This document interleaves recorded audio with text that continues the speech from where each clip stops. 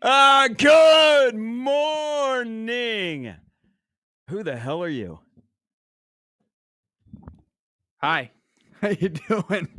They only got me. We need It's you on the it's been a bit there. I haven't seen you in a while. It's been a second.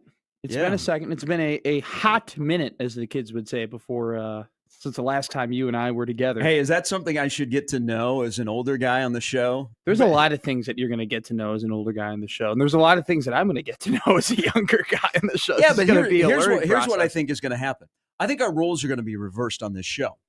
I think I will very much be the young guy, the immature.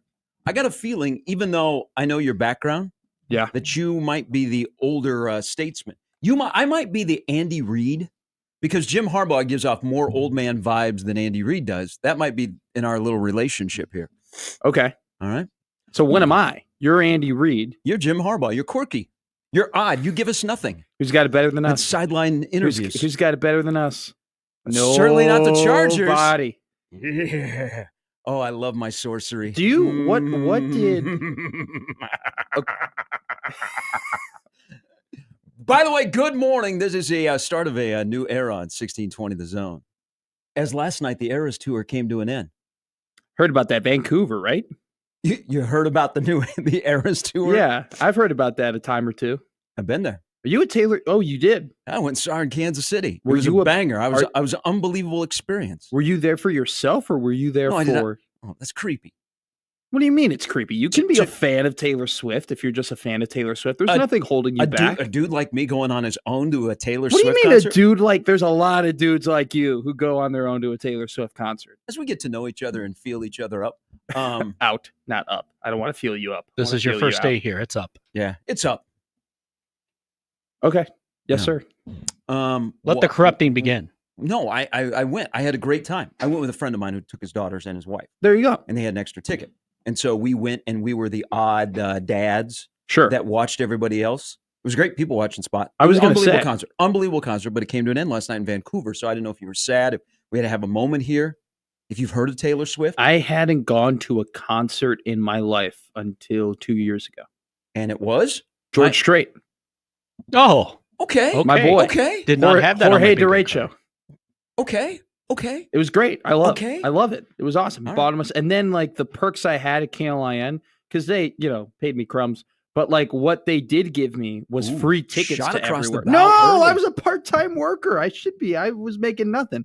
But Compared to the Juan Soto money you're making here, holy cow! what a the sneaky day of sports we had yesterday. Yeah, it's great that you showed up on a day because we kind of went back and forth on your start date. Yeah. That was quite the conversation that was going on about when you were going to start here. No comment. There's a lot of I'm glad we- screws moving, a lot of balls going over the net, a lot of people yelling back and forth on the phone. At some point, I just do what I'm told at this point. Yeah, I was like the intermediate person. I was like, hey, can you talk to him? Can you talk to him? Yeah. I don't want you guys 'Cause talk you to were- each other. Yeah, Get everyone already to the tension. table. There's already tension between me and corporate. I mean, they can't stand me already. Whoa. That's good. I got a 22-year-old kid sitting next to me that's got an edge that may not be here by the end of the week. Yeah. Let's go. But it is a new day. It's a new era. It's a new show name. Yeah, Gary and Matt. You'd be Matt. I'd be Gary. I hope so. All right. It'd be like Batman and Robin. No. Shaq and Ernie. Kobe. Bird and Ernie. No. Oh. Okay. Especially after the whole feeling up thing. No. That is not the case. What is a good 1-2 for us? Not that one. Butch and the Sundance Kid. Stockton and Malone. Basketball. Respect on the Stockton and Malone. Is but I that don't know milk? who's Is wearing that the short chocolate? shorts. What are you drinking? It's The tea? it's tea. Yeah. I went to the Dundee Double Shot over here. Nice coffee spot. Did you bring any in? No. I got like a protein bar and like I didn't get coffee. I made my own coffee, but I went down there and I got some things. And I saw that it was next to the Dundee Theater and the Dundee Dentist and the Dundee General Store and just the Dundee. I mean, You know where you're at in this neighborhood? Dundee probably. He's got it. So as we start a new day, a new era. Sorry. He was correct. Got to turn down the volume in your headphones. Wow. You'll also It's a new learn, era. Gary, a Wow. lot of people, or not Gary, you'll learn, Matt, that a lot of people here are deaf when you put your thing in the headphone. Can't wait to meet everybody and kiss the babies today and just shake hands and nice to meet you. And Just be yourself. absolutely. That noise sounded like a doink to me. Doink for the division? Yeah, that sounded about right.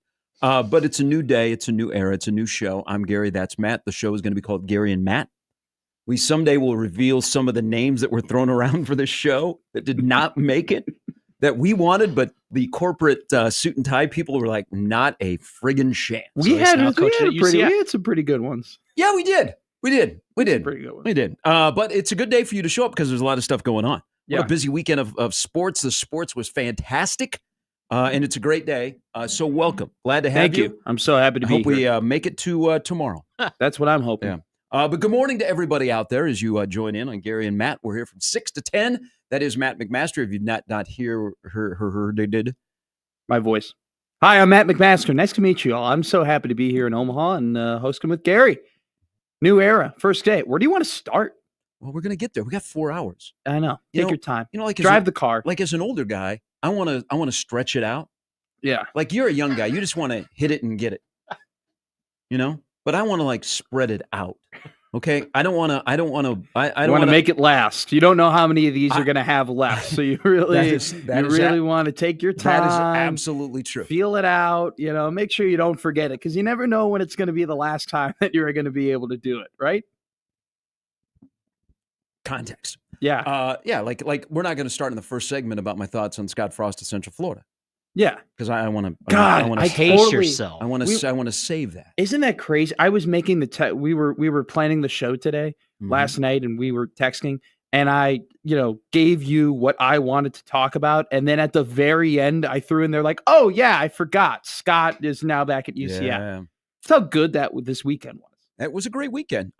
It was a great weekend if you love the sport of college football, because I thought that college football was fantastic. It was everything that we love about college football because we bitch about college football. We complain about stuff that goes on. It's all about the debate. Nothing is fair, so which makes it a wonderful sport. There is no parity. No, it's not fair. You're totally Like right. 8 conference games to 9 conference games, strength of schedule. Strength of schedule matters, but crap losses also matter. Alabama. But it was a great weekend for that. So if you love the sport of college football, and now we got a bracket and it begins 11 days from now. If you like purchasing bowl shirts and thinking about going to warm destinations, but Nebraska knows where they're going in the bowl. They're going to Yankee Stadium. You know what? Look at this. The Nebraska Cornhuskers will play more recently at Yankee Stadium than Juan Soto will. Oh, There you go. There you go. There's my connection to the Pinstripers. Juan Soto signed the largest contract in professional history, $765 million last night. Interrupted a little bit of the Chiefs game, but just keep in mind the Boston Red Sox were sold for $380 million. Juan Soto, 15 years, $765 million. But Nebraska's going to the Pinstripe Bowl. They're going to take on Boston College, and it coincides with what's going on today. Kind of how you got here. how did I get here? The portal is open. We are portaling. We We got all the notifications ready to go. I got Nate Ghost ready to go. I got Thamel ready to go. I got Callahan ready to go. These boys are locked and loaded. We're just waiting. Wait. Emmett Johnson is back. He pulled a Michael Jordan last night. He simply said, I'm back, but did it in a video. Nicely put together video. So Emmett Johnson went into the portal and came out of the portal. Money, money, money, money, money. Was it? Maybe. Could be. Was it? I don't know why he went in to begin with. Because at the end of the season, if there was anyone who should be encouraged by the fact that Dana Holgorsen was being kept on the staff, it was that guy. I mean, he was used in a way that he hadn't been used before since high school, where he won Minnesota High School Player of the Year. And then finally, Dana took him coming into the system in order for them to figure out, oh, this guy's pretty good, like passing out of the backfield, and we're going to use him in certain ways, and he's a slippery guy, and he can make space, and we're going to give him the ball as opposed to giving Dowdell, who I like Dante, but didn't understand how to move to the left or right, just tried running through guys. And that's not what the run game at least with how good this offensive line was, or the level of the offensive line. You're not a fan of 3 yards in a cloud of dust? I'm not really. Dante Davell Not for this team. Okay. Not for this team. But I'm shocked that he went to the portal. Not surprised he came back. Probably was a money thing. And you know what? Good for Emmett. If he did get money, good for him. I'm about people chasing the bag. There just has to be some consequences with it. I think there should be a waiting period. Like when you have the beer goggles on when you were a college kid in Lincoln.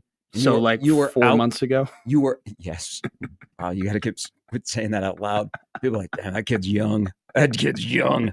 I'm glad you were able to. Hey, it's bring your kid to work day. Let's look at him in a year and see if he still looks young. Do you remember when you had the beer goggles on in Lincoln? So yesterday? Harken back to yesterday. But you wanted to send a text out? Oh, sure. So they have an app that makes you wait like 12 hours before you send that text. Like, it doesn't have to be in a relationship text. It might be an angry text. Really? But you can have an app that holds on to that text before you hit send, like between 2 and 6 in the morning. It almost should be with what's it called? People. I don't have that. I don't have to worry about that. I'd like that. You've made bad decisions no, before? I'm kidding. Anyway, continue your analogy. You're going in a good spot. Single 22-year-old guy living in Omaha, and I know where you're living.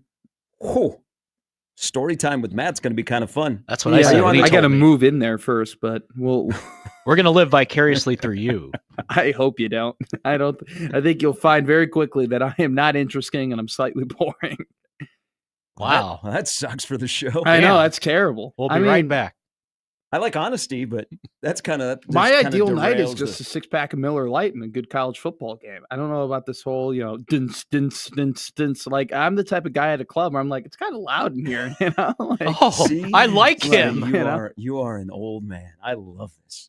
I'm going to be the young guy. I love a dive I'm bar. the guy that's doing the worm on the floor. You're the guy in the corner going, can we go now? Do you know I got to be home to walk the dog. Sydney's going to pee on the carpet if we don't get home. My type of bar is the one that it's the type of bar I love to go to a bar before it was saved by John Taffer.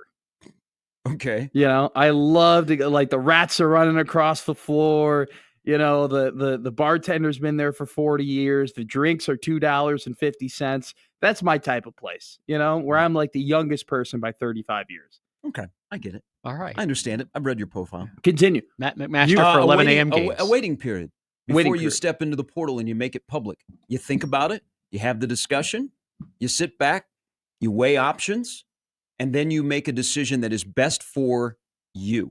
But you have to understand that whatever decision you make, and there'll be some that are forced decisions. Unfortunately, there are some that you're making on your own, but there are consequences to the decisions you make, and you have to live with that as you are in big boy world. Yeah. But the portal is open today, so Emmett Johnson has come back, and as he comes back and people delete their tweets from Friday discussing the impact of Emmett Johnson at Nebraska, I hope he's not the number one running back at Nebraska in 2025. I'd be totally fine if he was. Now, I say not be the number one running back because I think there is something there. Definitely over the last 3 games, you saw what you can use. And I think there's a desire to use him, which maybe hadn't been there. And you wonder, why was he not playing earlier? There's consequences for him coming back. But if he's not your number one running back, I think that is huge for Nebraska. He can be. I agree. He can be RB2. So you're saying that Nebraska in the running back room, Matt, they have to. Nebraska football used to be known as I Back You. That was before you were born. No, I'm aware. Okay. I'm aware. YouTube. No, yeah. Oscar that's Max? that's how I studied up on all this stuff. Yeah, everything that happened that you were about to talk about happened before I was born. So yeah, YouTube has been a source for me to figure this stuff out so I can actually come on this radio station and host. Don't make fun of how I get my information. I'm not. That was a slide joke from you. No, it was not. I sent you a link the other day to get some information. Go ahead. Silence on that one. So Nebraska used to be I Back You. Yes. They had maybe the greatest running back coach in the history of college football in Frank Solich. But after Frank moved to a head coaching position, it has been a revolving door of mush. Sure. As running back coaches. There hasn't been a lot of consistency. There's not been excellence. It has not matched recruiting. Recruiting hasn't matched coaching, vice versa. So Nebraska's gone through stretches where they used to bang, bang, bang NFL running backs. Nebraska needs to find a way through the coaching and the evaluation and development to develop and get guys to the league that are drafted at running back. It has been a Sahara, and that's what Nebraska needs moving forward. I don't think Emmett Johnson is a draftable running back, but he is very, very complimentary in this offense. So if he is not your number one running back next year, that is a couple of things. One, either Nebraska went into the portal and got a guy that they think is a dude, or they have a dude that is either on campus that did not play last year or is on his way that just committed to Nebraska.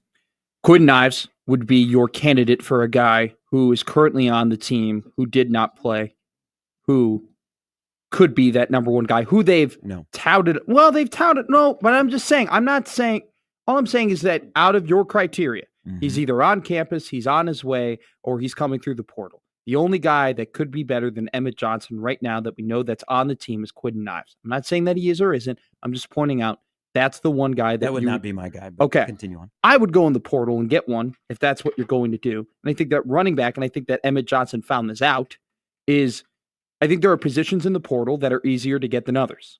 I just think that we've seen over the last couple of years that it's pretty solid to get a D lineman. Like if you want a D lineman in the portal and you want someone that can compete at a high level, look at Princely Uman Mielen over at Ole Miss. The guy, there's a guy at Texas A&M who's going to be a first-round pick. He came from Purdue a year prior.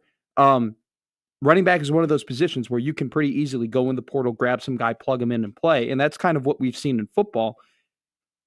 I'll say this. Look at the teams who are in the college football playoff right now. Mm-hmm.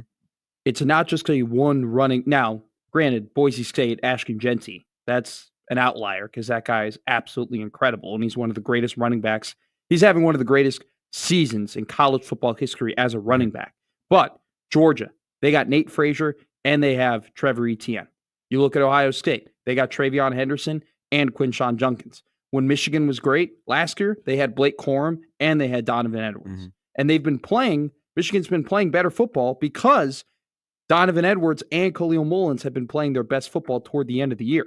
And so I agree with you. It's not necessarily an Emmett Johnson problem I have with they need another running back. I think it's just a football in general, how you're playing college football in general. You want to have two guys that you can diversify your offense with and that you can go back and forth because we're seeing that the best teams in the country, they are winning games and running the football in that manner. So I agree with you, not because I don't believe in Emmett Johnson, but I just think that's how the game's going. I agree. And we might be in a running back renaissance if you look at the NFL and college football. Yes. Yeah. And if you don't think that what Detroit is doing right now with those two guys isn't going to change the thinking of what the NFL is going to morph into with more teams believing, hey, we don't just need one of these guys, we need multiple of these guys, that's going to happen. You're going to see more and more teams who are going to invest in running backs at a high level because they want to replicate what's being so successful in Detroit. So I agree with you. All right, so the portal is open. That's why Matt is here. Also, there will be probably a couple of more names that will come out from Nebraska because there has to be. But there will also be names that are in the portal that used to play at Nebraska that I think will draw some attention. We'll get into that as we roll along. Also, not a good morning to everybody out there that does not like my Chiefs sorcery. Did you see Doink for the division? Did you watch that last night? Back-to-back years, they won 19. Back-to-back weeks, they won 19-17 against division opponents. How does that happen, Matt? How does that happen? Matt, Patrick Mahomes now 26-26 all time when trailing in the fourth quarter. What did you do to deserve this string of luck? Now, string of good fortune. Don't start because my Saturdays are completely different from my Sundays. So the Chiefs last night won their 15th straight one-score game. I did not know that. That's great. Because you're a Bears fan. Yeah. Did anyone have a worse October than me, by the way? Having to watch Nebraska and during that time, and then also conversely having to watch the Bears just lose the most painstaking games. I felt for you. Yeah, you didn't take my calls about it, though. I wanted to talk to you, and you would just leave me undelivered and then text me and be like, I don't want to talk about your football team. I'm sorry, Gary. We can't all have the good fortune of... Yeah. You have a read receipt on your texts. No one leaves me more unread than you. Because you text me a book. Because we're partners. We are. But you know what? I'm an old man. Okay. Oh, I'm the old man. You're the young I thought man. you're the young man. Yeah. Shorter is better. You send me a text and it takes up my whole screen on my phone. And I'm like, how am I supposed to respond to this? So I just emoji you. You don't even do that anymore. You used to emoji me. Now you just, and I'm like, all right, I guess You're hates bearing me. the lead. I sent you a really, really nice, adorable text on Friday night. Did you? Yes. You might want to click on that link. I saw the San Francisco Chronicles, and I knew exactly where we were going. All right, let me give you the lineup for the show. It's brought to you by the Rooferys at John Higgins Weather Guard. Ben Oddie will join us coming up at 8. Evan Bland at 8:30. Jacob Bigalow at 9. We'll talk some ball with Biggs. Ayo. God, I'm surprised he was not at the front door welcoming you this morning. I actually thought that he was too. so excited. He asked me if I wanted to sleep on his couch. I politely declined. It would be a good time. I think we'd have fun, but Jacob would be fun to hang with. he is a fun guy to hang with. I just prefer to sleep on a bed and not a couch. Even if I don't even. Are you sleeping on a bed on where you're staying? Yeah. Okay. They got like a bed for me. It's very nice. Is this like a frat house in Lincoln? No, it's just my 3 best friends are there, and my 3 best friends. Yeah. They had a 4th. What are their names? Kevin, Ben, and Matt. Are they made up or are they really? No. Ben, and Kevin, Matt? Ben, and Matt, and their 4th roommate, Evan, who's a good friend of mine. He moved out, but like Evan's one of those friends where you love him, and he's great, but he's just stupid, and the guy's Drunk, just fat, and stupid. There's no way to go through college. The guy's just an idiot, and so like as opposed to like he used to be a P1 of the station. Thanks. As opposed to pulling out his mattress and putting it into his car and moving it, he just decided, I'm just going to buy a new mattress. And so he just left his mattress in his old room and spent God knows how much more money just so he didn't have to get a U-Haul and put it in there and move it to Omaha. So there's just a mattress in this room. And I called them and I go, can I sleep on it? They're like, yeah, like great. Brought my own bed, like bed sheets and everything like that, and like pillows and blankets. So that's where I'm at.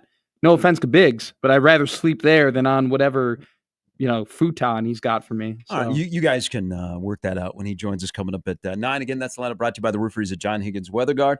If you'd like to talk some ball, y'all, what a weekend. From the playoff to Nebraska's bowl destination to the portal being open. We had some ball in the hoop variety this weekend. The NFL. A lot of sports. Juan Soto is a rich man, just like Matt McMaster at 1620 The Zone. The 42-degree The Source hotline is open for you.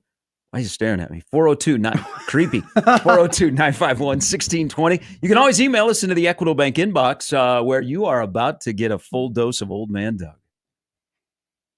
Who? Exactly. That's how you should think about it. I will not tell you about Old Man Doug, but Old Man Doug is going to be your best friend. We got to get him an email first. Yeah. I can't wait. So you don't have an email? First No. day? No, I don't. Box? No, I don't. No. I wasn't even told what to bring. I don't have a dongle. I don't have an adapter. If it wasn't for me, you'd still be outside. Well, yeah, actually true. Actually, that's not true. Gary would have let you. You don't in. even have a key card. I don't even have a key card. I like snuck in through the back here. I opened up a vent and I crawled through, and then I popped out of into the studio of Kzot over there, and then just started cutting up clips for this show. That's how I got in today. Gary at 1620thezone.com. You don't want to give out your personal email, so No, I don't. It's coming though. There's I know already your email's too many. coming. There's already too many people who have my personal email, and I don't want to get emails from. You can always tweet at the show on the J-Tech Construction Zone Twitter feed at Gary Sharp 1620.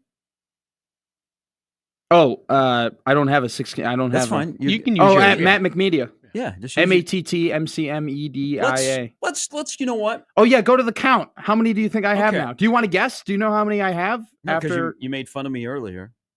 What is this picture? That's a new picture. Yeah, Oh. we got to talk. Oh, you look like we you're in a gotta- boy band here. When they announced that you were my new co-host, that picture. That is not me, you cut your hair. Jimmy. Since last Do time you I saw not you. think that's not me, Jimmy? In the Twitter profile. People That's were- not me. That's not you? That's Walter White Jr. Yeah, people were wondering that. I had to correct people because they thought, "Wow, you hired. That's cool. Wow. Can we get his dad on the show?" I love Bryan Cranston. That's one of my favorite actors. Fun fact. Okay. Yeah. So, So- everybody was joking around with me that I looked like Walter White Jr. from Breaking Bad, and I get it. I've gotten it Dude, you for look the last smoked out. 6 years, And so as a joke, to like embrace the jokes, I made my profile picture Walter White Jr. No one has noticed it. I'll change it back. Yeah. That picture that was posted to that picture. announce me coming here was from first semester of sophomore year. I was probably 30 pounds less in that picture than I am now. I know for a fact, by the way, that picture came after a game, and I hadn't eaten in like 7 hours either, which is why my skin is just attached perfectly to my jaw. Is that a BTN Plus broadcast? No, that was a regular KRNU with Connor Clark, voice of Oral Roberts. Oral Roberts. It was Connor and I. It was a great. I believe we won an award for that broadcast, actually. So not to brag or anything like that. A Razzie or no, a ride. We won a ride, a Sever ride.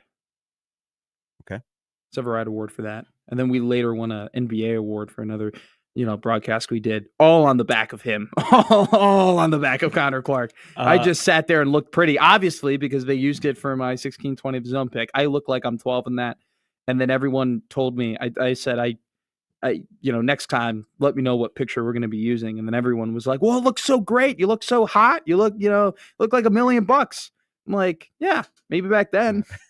Not now. At Matt McMedia. You can give him a follow. Can we get Matt to 1,000 followers by the end of the show? You're at 727. Already half your audience follows me. I mean, I actually got I don't know what happened. My follower count went down. I think like Elon went in and wiped away a bunch there were of a lot of followers. bots that were erased like right after the election. Yeah. I got a lot of followers just taken right from under me. So I went from like 600 back down to like 450. We're building this up. Now I'm up to 720. Okay. So it'd be good. All right. You can also, we have changed the Twitter handle of the show. The Gary Sharp Show will no longer exist ever.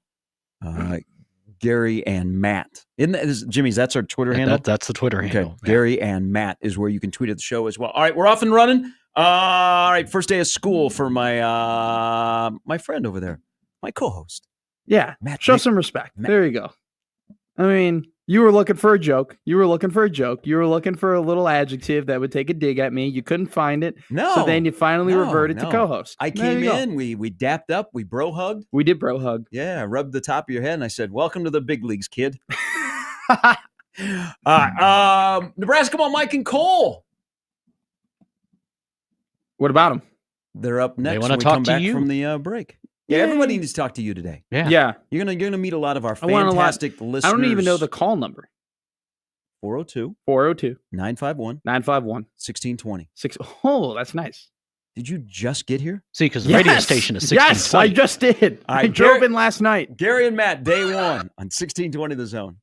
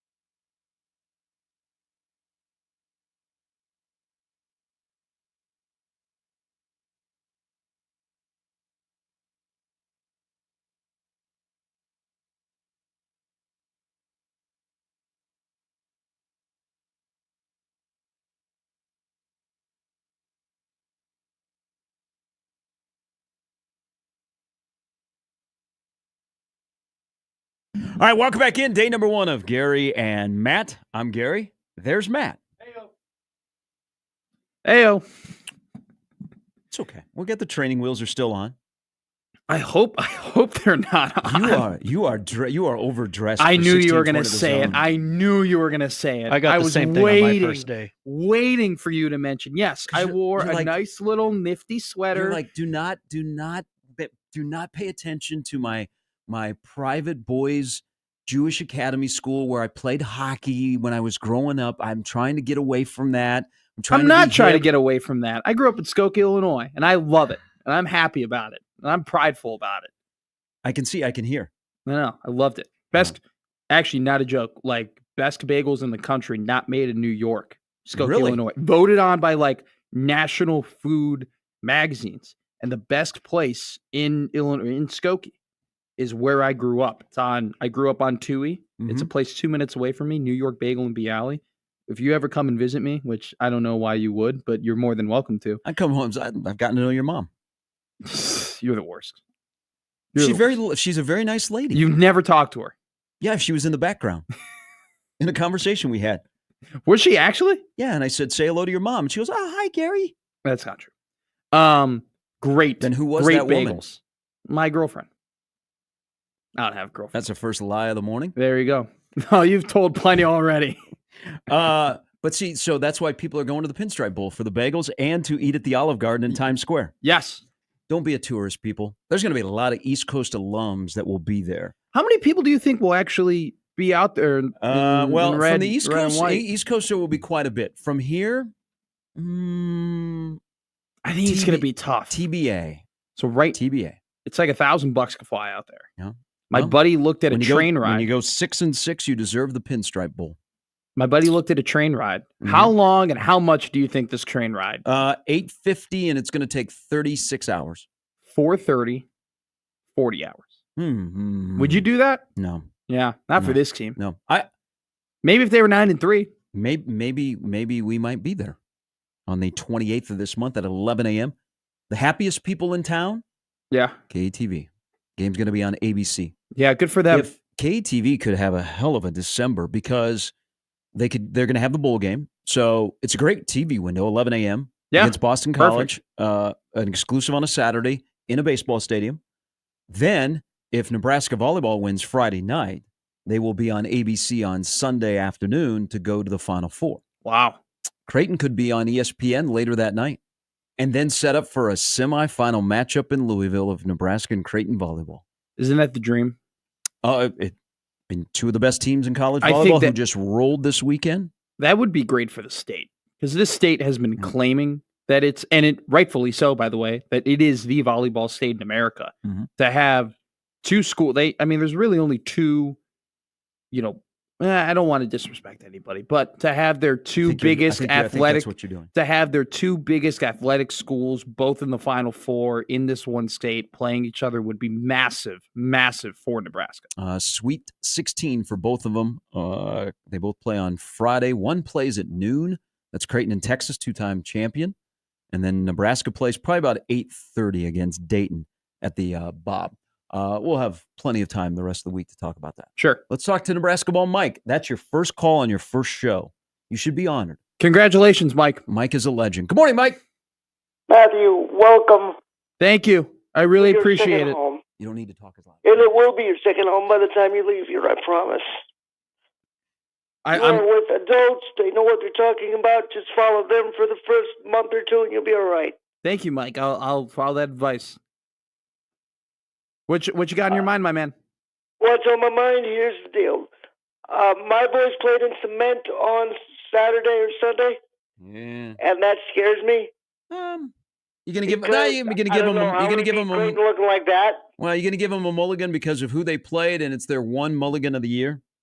They got smacked. You got Well, they did, and if we have to go 18-1 at home, and this year we're in trouble. Let's have this discussion. Let's have this discussion. No, we let's better say play well on Friday night. We need everybody to show up on Friday night and do their thing. Yeah, let's have this discussion next Monday. Let's see how they respond to Indiana. Yeah. Now, here's a question for you. I have spent all weekend trying to figure out how to ask this, without getting in trouble, Hey, let it rip. Yeah. is the coaching staff done moving For football or for basketball, Mike? for football? Are they done moving? I would assume so. I think that at this point, with the transfer portal open and with DeKale Shorts coming in and everything that they've done this far up to this point, signing Dana Holgorsen, that this coaching staff, other than the fact that they haven't hired a DC and D-line coach, is probably solidified. I mean, I think it'd be a little bit too late after the portal to open to keep moving. Was in the transfer portal, Say that again? and there may be a Scott Frost impersonator on the staff. Okay. You think that's who? I'd rather not say.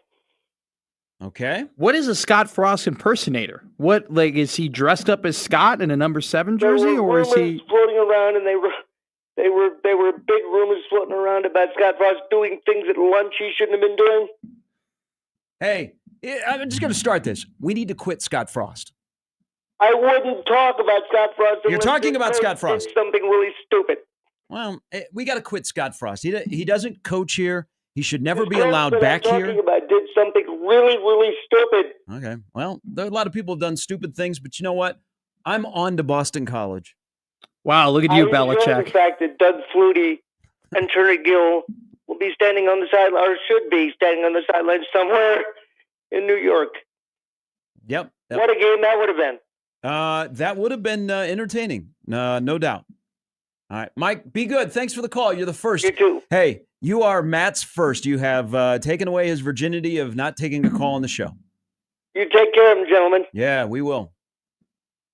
Hell of a call. Here's Cole. Good morning.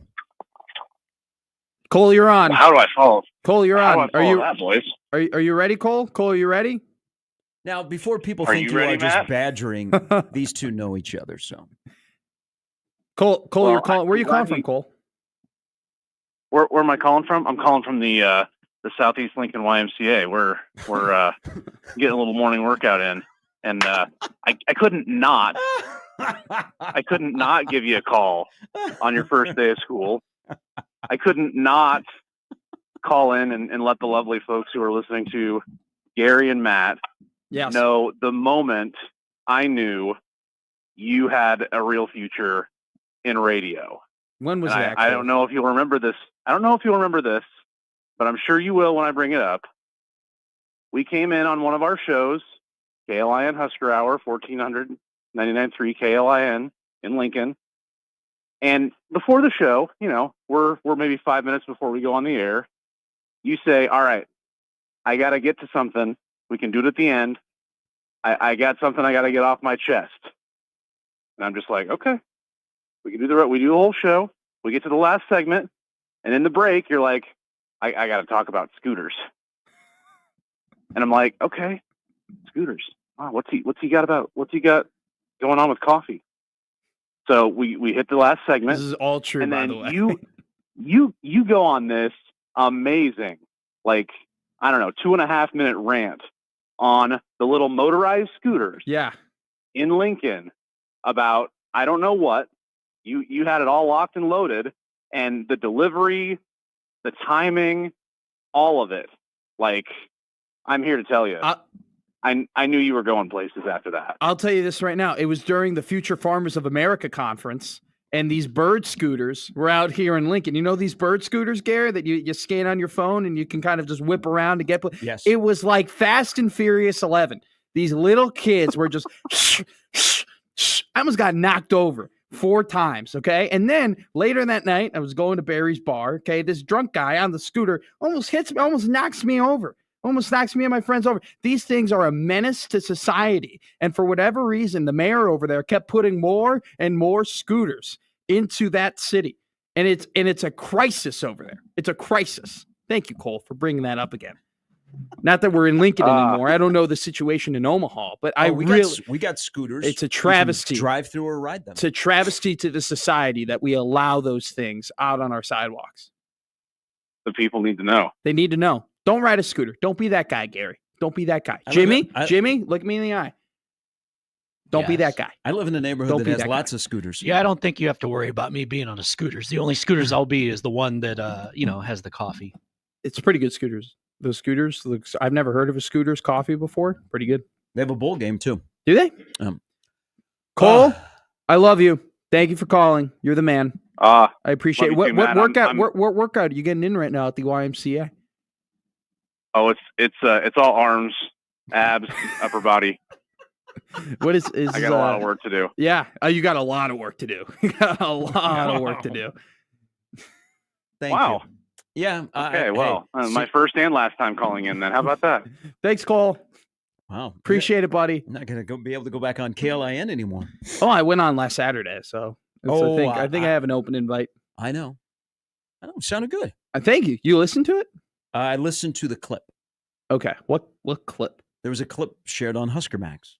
Really? And I thought, well, I should click on this. I wonder what he said. What did I say? You said a lot of stuff about a lot of things. Yeah, that's the most apt description of me you probably could give. That's fine. Yeah, it's pretty good.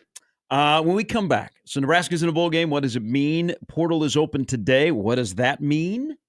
If you have faith in Nebraska's past history of dabbling in the portal, of what they need and what they've shown in 2 years, if those can match up. Plus, we'll talk about the playoff. My man wants to talk about the playoff. Driving from Chicago yesterday, all I got was, man, this show is trash. It was terrible. I think it's still on. It was awful. It was 4 hours. It was a little rough at the beginning. Herb Street and Booger had a little They issue. did have a little run-in. Yeah. They did have a It little. was cool. Herb Street, I believe, was at Disney World at the Star Wars. If you looked at his back. Really? I mean, Have you ever been there? That's what it Have looked you like. ever been there at the Disney World? I've- The Star Wars Disney World? I've been to Disney World. I've not been to the Star It's Wars. incredible. You have to go. You have to do it. I would imagine if you were a diehard Star Wars fan, it would be like Christmas. I've been twice, and it's like the best days of my life. Favorite ride at the Star Wars at Disney World? It was they have this like a Rise of the Resistance like type ride where they pretend like you're kidnapped by like the evil guys. It's sick. It's like it's hard to describe, but it's really cool ride. That was good enough. Yeah, it was sick. We're off and running. Gary and Matt, day number 1, hour 1 in the books. Good. You're the captain. Are we doing good? We're together. You're the coach. No, we're a marriage here. I'm having fun. Are you having fun? It's like Belichick and his girlfriend, you and I, and the age difference. We're together. I mean, that's not even a joke. That's accurate. What? She's 26? They're about, it's not the same number. It's but they're close. about 50. They're about, 40 plus 40, 45 years apart? Yeah, that's what we are. No, that's not true.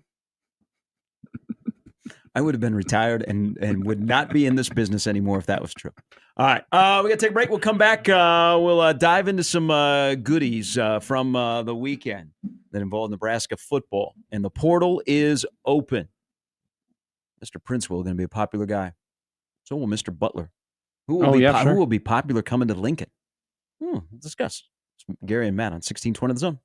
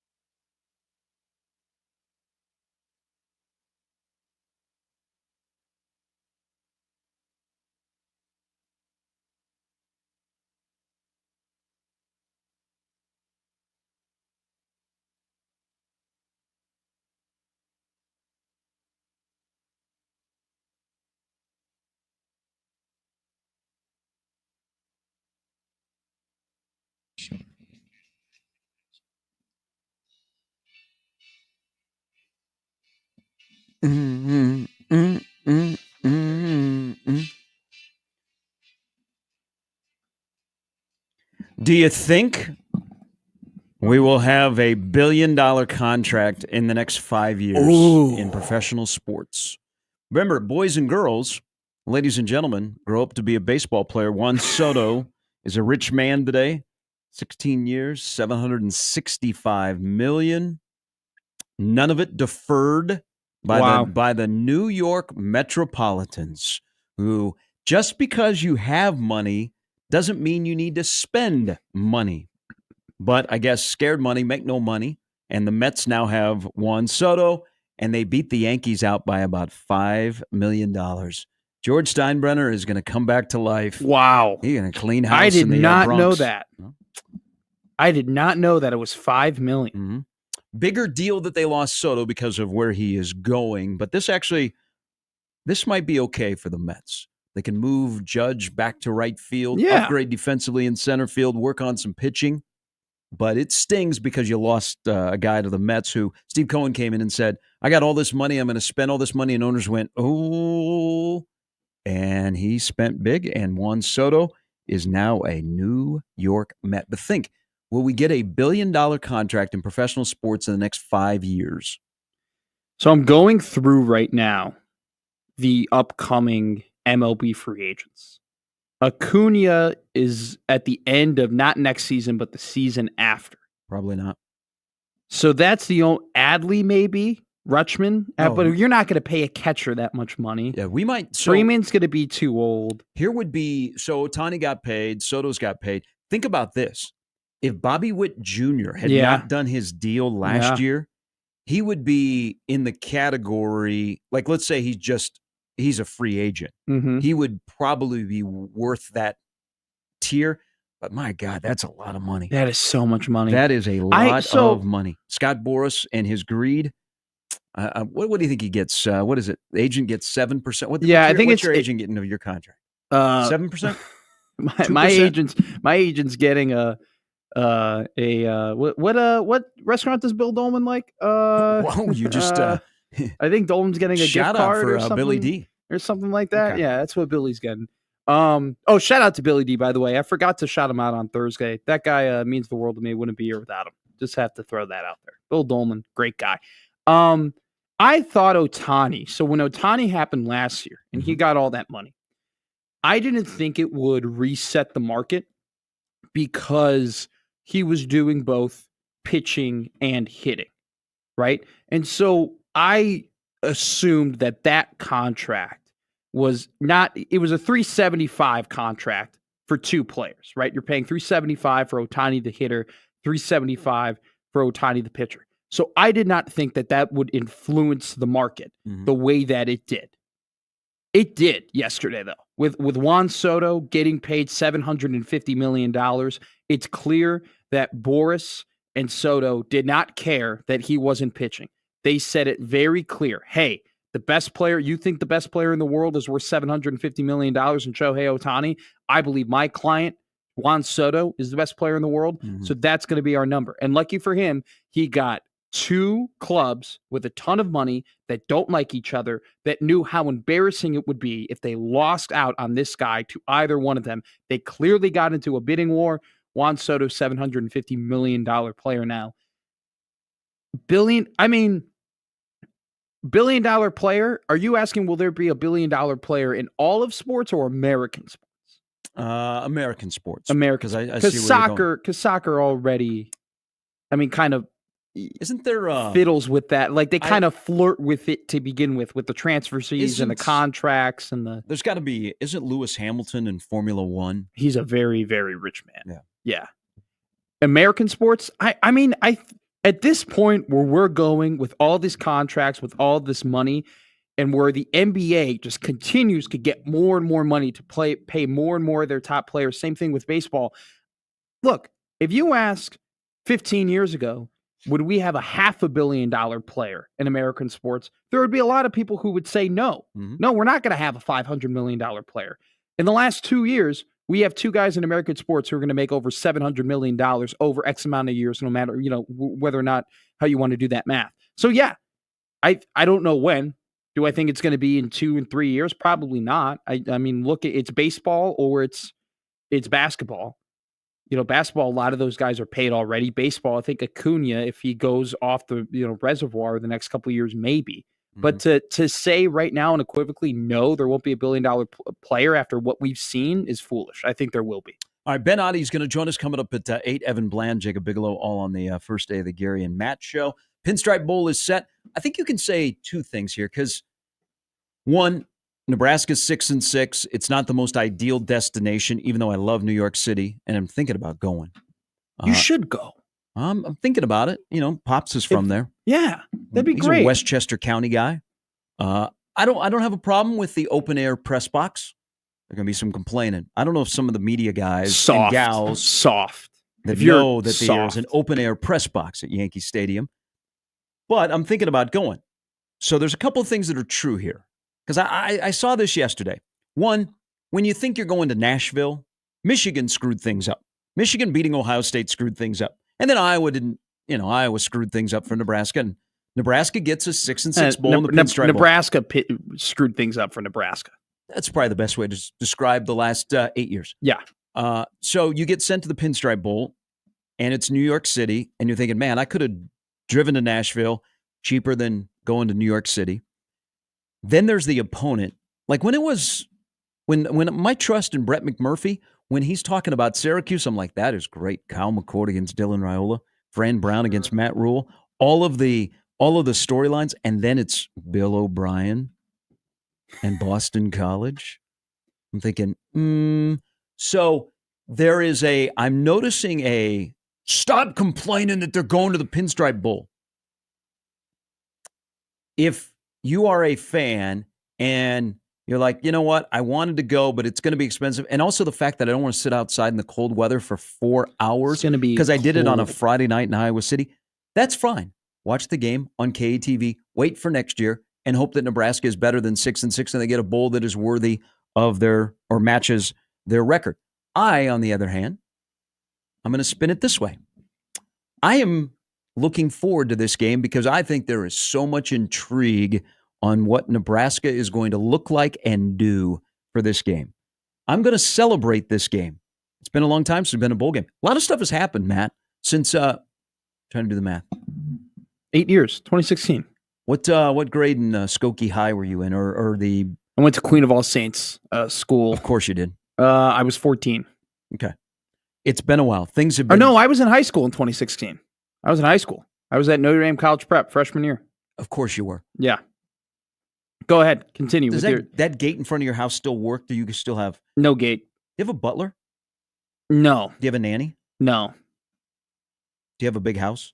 No. Do you have a house like You're really assuming a lot of things of me. I just, went to private school. I don't know, Jimmy, am I assuming a lot? He shows up and he's like dressed like he's going to prep school. Yeah, your one-time co-host on my first day asked me, "Did your wife dress you?" We can't say that about you. So he'll learn. He'll learn. He'll get it. Learn. We'll get I'm a professional. All right, I'm a professional broadcaster who dresses professionally, who looks good. Why are you hollering at me? Yeah. We'll get him some Zone T-shirts. He'll be in the sweatpants tomorrow. So I think, the trips, because the numbers on how expensive it is to go to New York City. It's so bad right now. There will be a lot of older fans like going on the trips. They like going on the sponsored trips where you get the direct flight into New York City and you get to tour and you get to go to the Olive Garden, Times Square. You get to go hang out in Rockefeller Center, look at the tree, maybe get on the Today Show, do all that kind of stuff, do some people watching, and they're like, "Oh my God, I buy something from a food cart," which you should do.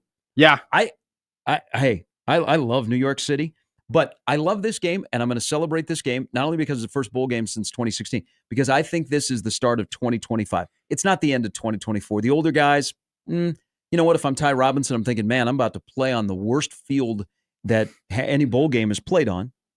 Do I want to opt out? Are my agents telling me that I should opt out? But I'm here for less old guys, more new guys in this bowl game, which you're kind of going to be forced to play. Sure. So that's my selling point is you're going to see some young guys that have played a little bit this year or a lot, and then some guys that maybe haven't played much. And that's how Nebraska should approach this game.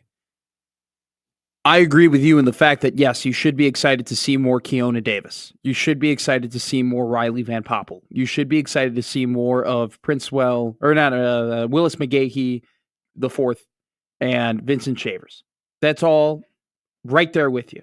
But Nebraska fans have every single right to be a little bit upset with where this is located, considering the time of year, considering the weather, considering the opponent, considering the fact that you missed a field goal against Illinois that would have won you a game, that would have made you 6-1. You went into overtime. You played the 4 worst plays I've ever seen in my life.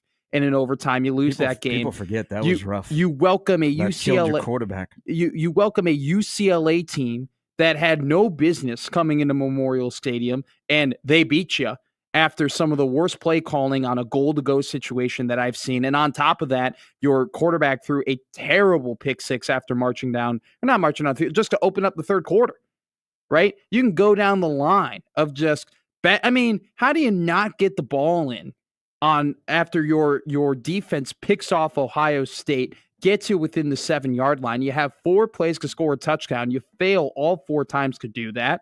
On top of that, you can go look at the Iowa game. Look at the Iowa game. That's what you get when you're 6-6. Exactly. But I think Nebraska fans have every right to be a little disappointed with where they're at, considering the fact that this team, if they had played better, if they had won the games they should have won, if they had closed out the games they should have won, would be playing in a bigger bowl at a place that you would want to go to. The college football playoff committee. You're Mr. Hypothetical. The facts are they're 6-6. No, the facts, they are 6-6. The facts are 6-6. I'm not making an argument on behalf of Nebraska football. I'm making an argument on behalf of the Nebraska football fans who are looking at this as there is no excuse as to why you should not be 8-4 this season with the circumstances that you were given in the game. And now because of your failure, which we've seen time in and time again over the last 7 seasons, because of that failure, I don't want to spend $3,000 to watch 6-6 Nebraska play 7-5 Boston College when I can spend $0 and watch it in the comfort of my own home and have a nice little party and smoke the pot roast and have, a pulled pork or some ribs, have some people come over, have the old style, have the Miller Lite. You'd rather do that for $50 instead of spending $4,000 to go out there and watch that game. So fans complaining, they're totally justified in complaining. Do you think they were thinking the same thing in 1962 at the Gotham Bowl? I don't know, Gary. I wasn't alive then. Were you alive then? I don't even think you were alive then in 1962. I was not alive. When they played in the Gotham Bowl at the old Yankee Stadium. I agree with you. I'm excited to watch the game because there are a lot of young players, and there is a benefit to some of these guys entering the transfer portal and a benefit to some of these seniors not playing in this game because red shirts don't count. If you're a red shirt guy, you're allowed to play this game. It doesn't count against your red shirt. There is benefit to seeing what this team could potentially look like in next year and maybe years after that. But I would rather do that on the comfort of my couch than spending an ungodly amount of money in this economy to go and do it in New York. That's why your target audience is the East Coast fan base. Absolutely. Good for them. Good for them. They don't get to see Nebraska play much unless they come to Penn State, Maryland, or Rutgers. They went to Virginia Tech back in the day, 15 plus years ago. I think there will be a lot of those. But you asked me earlier from here, like from this state that will go to the bowl game, maybe 10,000, which is still a pretty good number. That's a lot. Considering when you're 6-6 and haven't been to a bowl game in 8 years. That's a lot. It'd be a lot different if you're going to Nashville. What do you think the split will be? Because before the Iowa game, I would have told you that wherever they go to the bowl game, it's going to be a home game. It's just no matter where they go, it was going to be a home game. Now that they're 6-6 and they failed at Iowa in the manner in which they did, and now they have, not the best bowl location and not the best opponent that they're playing, where would you say that split is going to be between Boston College fans and Nebraska fans? Boston College fans didn't even show up at Fenway Park last year. Fair enough. And that was right in their hometown. I mean, there's going to be, this is what bowls and conference championship games have come. It's a TV product. Sure. Okay, it's a cash grab for the championship games. But don't tell Clemson that it didn't matter. But they look at it this way. Bowl games, which almost all of them are owned by ESPN. And we're excited. 11 days from now is the college football playoff. We're excited about that. Are we going to be talking much about the Bulls unless it involves a team that you cover or follow? Sure, great point. So no, you're right. So it's going to ESPN is not going to be featuring the Pinstripe Bowl discussion about Matt Rule against Bill O'Brien and the fact that in 2020 they were both in the NFL and now one's at Nebraska and the other's at Boston College. They're going to get you with nothing but playoff. So the Bulls will continue as long as the TV ratings are good and the TV money is there. Butts in seats, full house. Who cares? I mean, look at the SEC. The SEC had, and Georgia's playing in Atlanta on Saturday, and that was a great game. But there were a lot of empty seats for one of the first times. Probably because as a fan, you're thinking down the road, okay, where am I going to spend my money? Because we're going to be in the playoff, and it's not going to be in my backyard, and I got to go here. That's the thing that college football needs to figure out to take care of the fans. But I know they don't care about us. They care about the TV money. And they've made the experience better for you to sit in your house and have your old style and your ribs and your pot roast. I don't know. I kind of was just spitballing there, and that was the first thing that came out. I was. You're playing to your audience. I do. Then the experience in your man cave is better than the experience in the stadium. No, it is. And I love that point from you. I've never thought of it before in that way, that there are now so many more big games. And as you keep adding more and more big games to the college football slate, they become less and less, don't they? Right? The value of a big game is less now than what it used to be, because now it's not, you don't just get one big game a year or two big games a year. You get four. You get your championship game, the round of 16, the quarterfinal, the semifinal. Now, if you're a team, you're absolutely right. If you're a team like Georgia and you don't have the means to go to all four games, what are you going to pick? The SEC championship or the quarterfinal or the semifinal or whatever? So I think that clearly college football is a money game. It always has been a money game, and they're going to keep playing the money game until they stop making money and they stop benefiting from it. Because when they stop benefiting from it, then they'll make changes. But they're not going to make changes and pamper or take care of the people that view them, because they know that they can treat the viewer and the fan like crap, and they still will come and watch their product, and they still will make a lot of money doing it. And so until there's a no more gaining anymore in terms of what they're making money, or their margins like the same, they're not going to change anything. And in terms of the fact, this football is America's passion. So none of that in terms of right now is ever going to stop. People aren't just going to stop watching football because they can't go to the games as much as they used to anymore. And you're right. They've made the TV product so available and so nice for you to just sit down. Yeah, I'll just watch the TV. No big deal. How big of a difference is 6 and 7 compared to 7 and 6? In the grand scheme of things, in 2024, with a monster 2025 on the horizon in terms of importance, 6 and 7 compared to 7 and 6. I think it's a big difference. I think that I know that a lot of people might be scoffing at this and rolling their eyes, but if you can just win a game, win a close game, be able to carry a trophy, be able to, hey, we won. No, I'm serious. If you be like, hey, we won the Pinstripe Bowl. This is a feather on our cap. This is something that we accomplished. The fan base will look at it and be like, you know what? Yeah, we had a winning record. We finished 7 and 6. We won the Pins. Hey, this is Keona Davis looked great. Shavers look great. Love Keona Davis. Johnson, it's just a obscure. Twice in 15 minutes. Emmett Johnson looked great. He bought all stock. Lloyd looked great. Barney looked great. Gatula looked great. Man, these guys had a good game. We can do something. Yeah.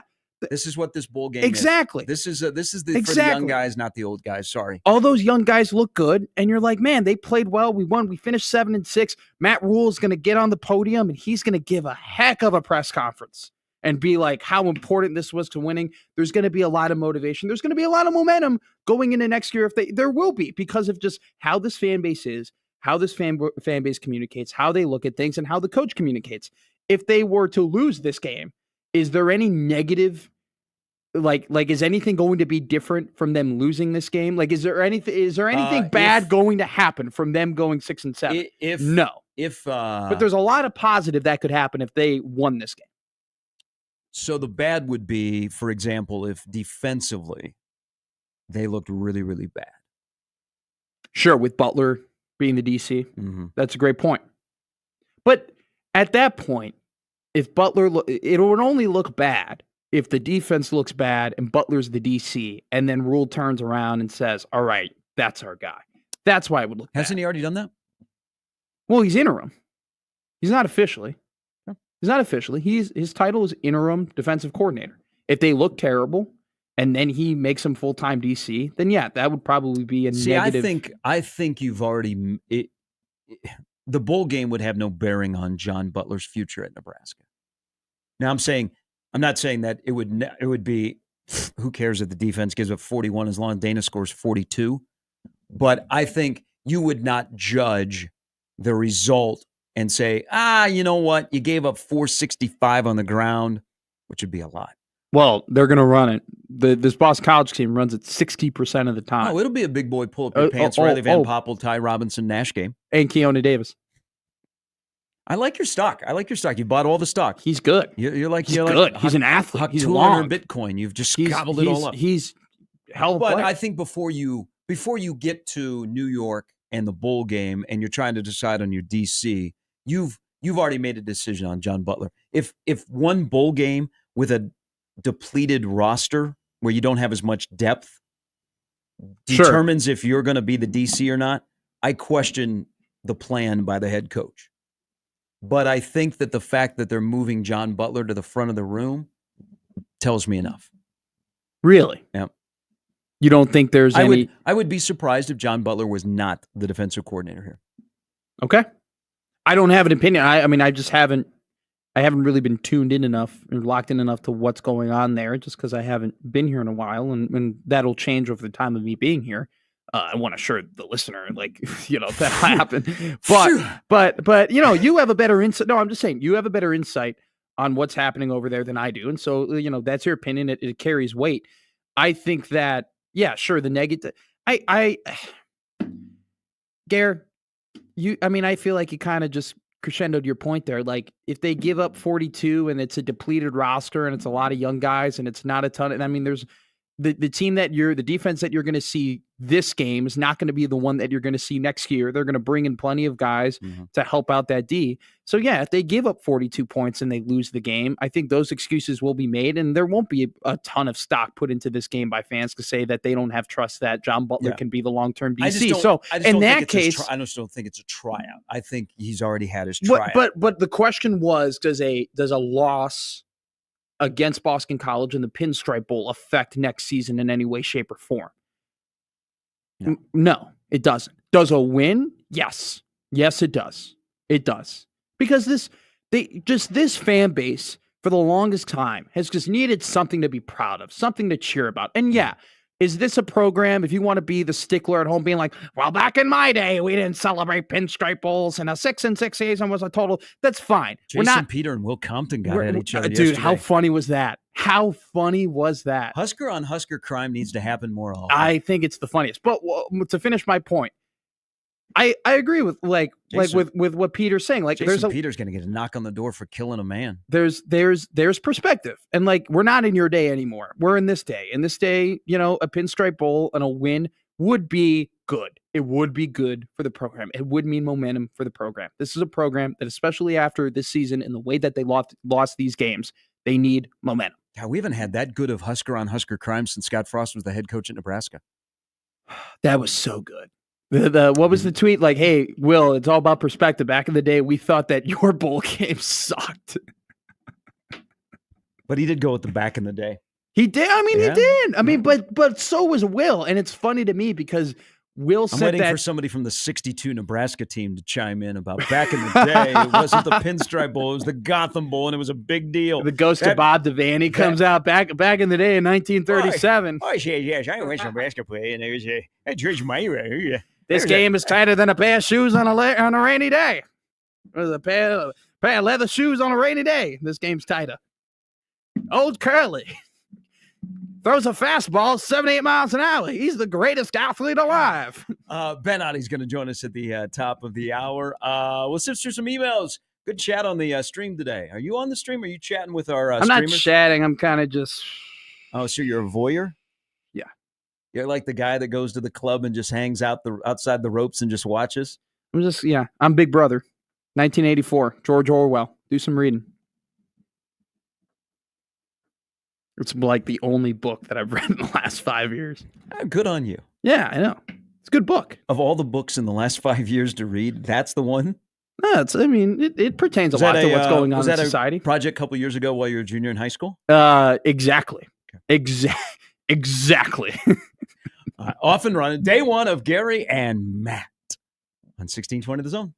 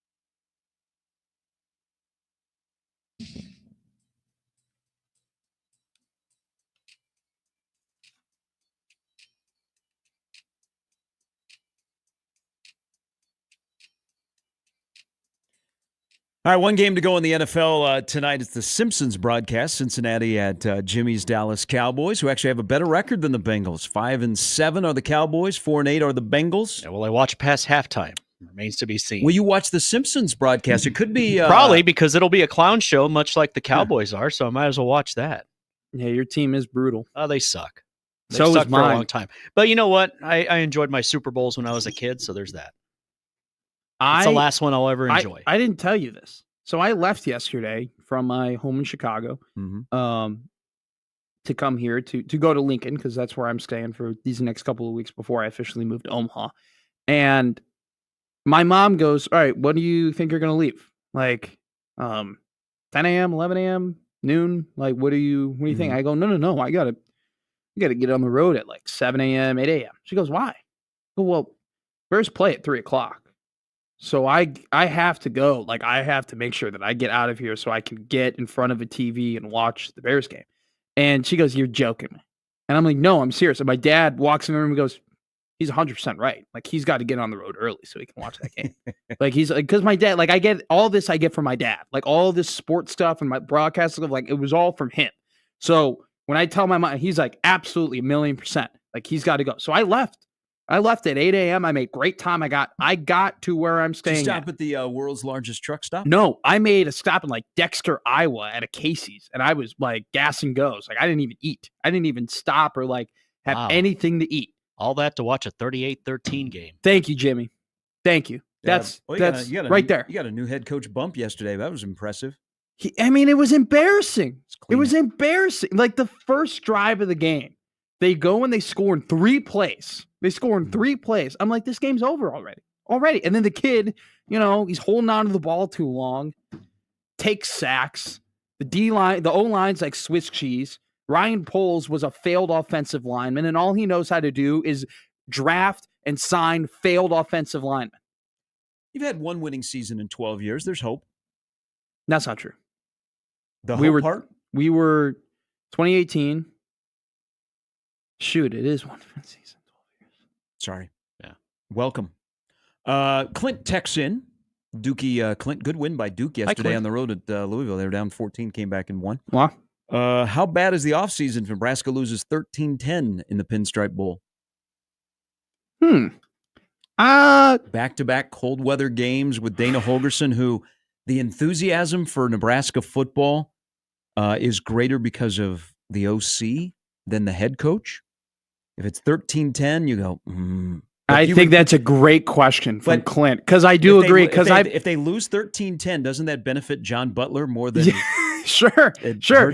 So we'll go from being super excited about Dana to not so excited about John to being like, oh my God, John's great. And then like, Dana, can we win in the Big Ten with his offense? Can you really win in the Big Ten with the air raid? Oh, I would love that offseason conversation after what we've had. Look, to Clint's point, like, this is a great question from Clint, because I've been standing up here saying over and over again, I don't think a loss affects anything. I think that might be a if they only score 10 points again, because let's be honest here. We're all happy about Dana. The offenses look different.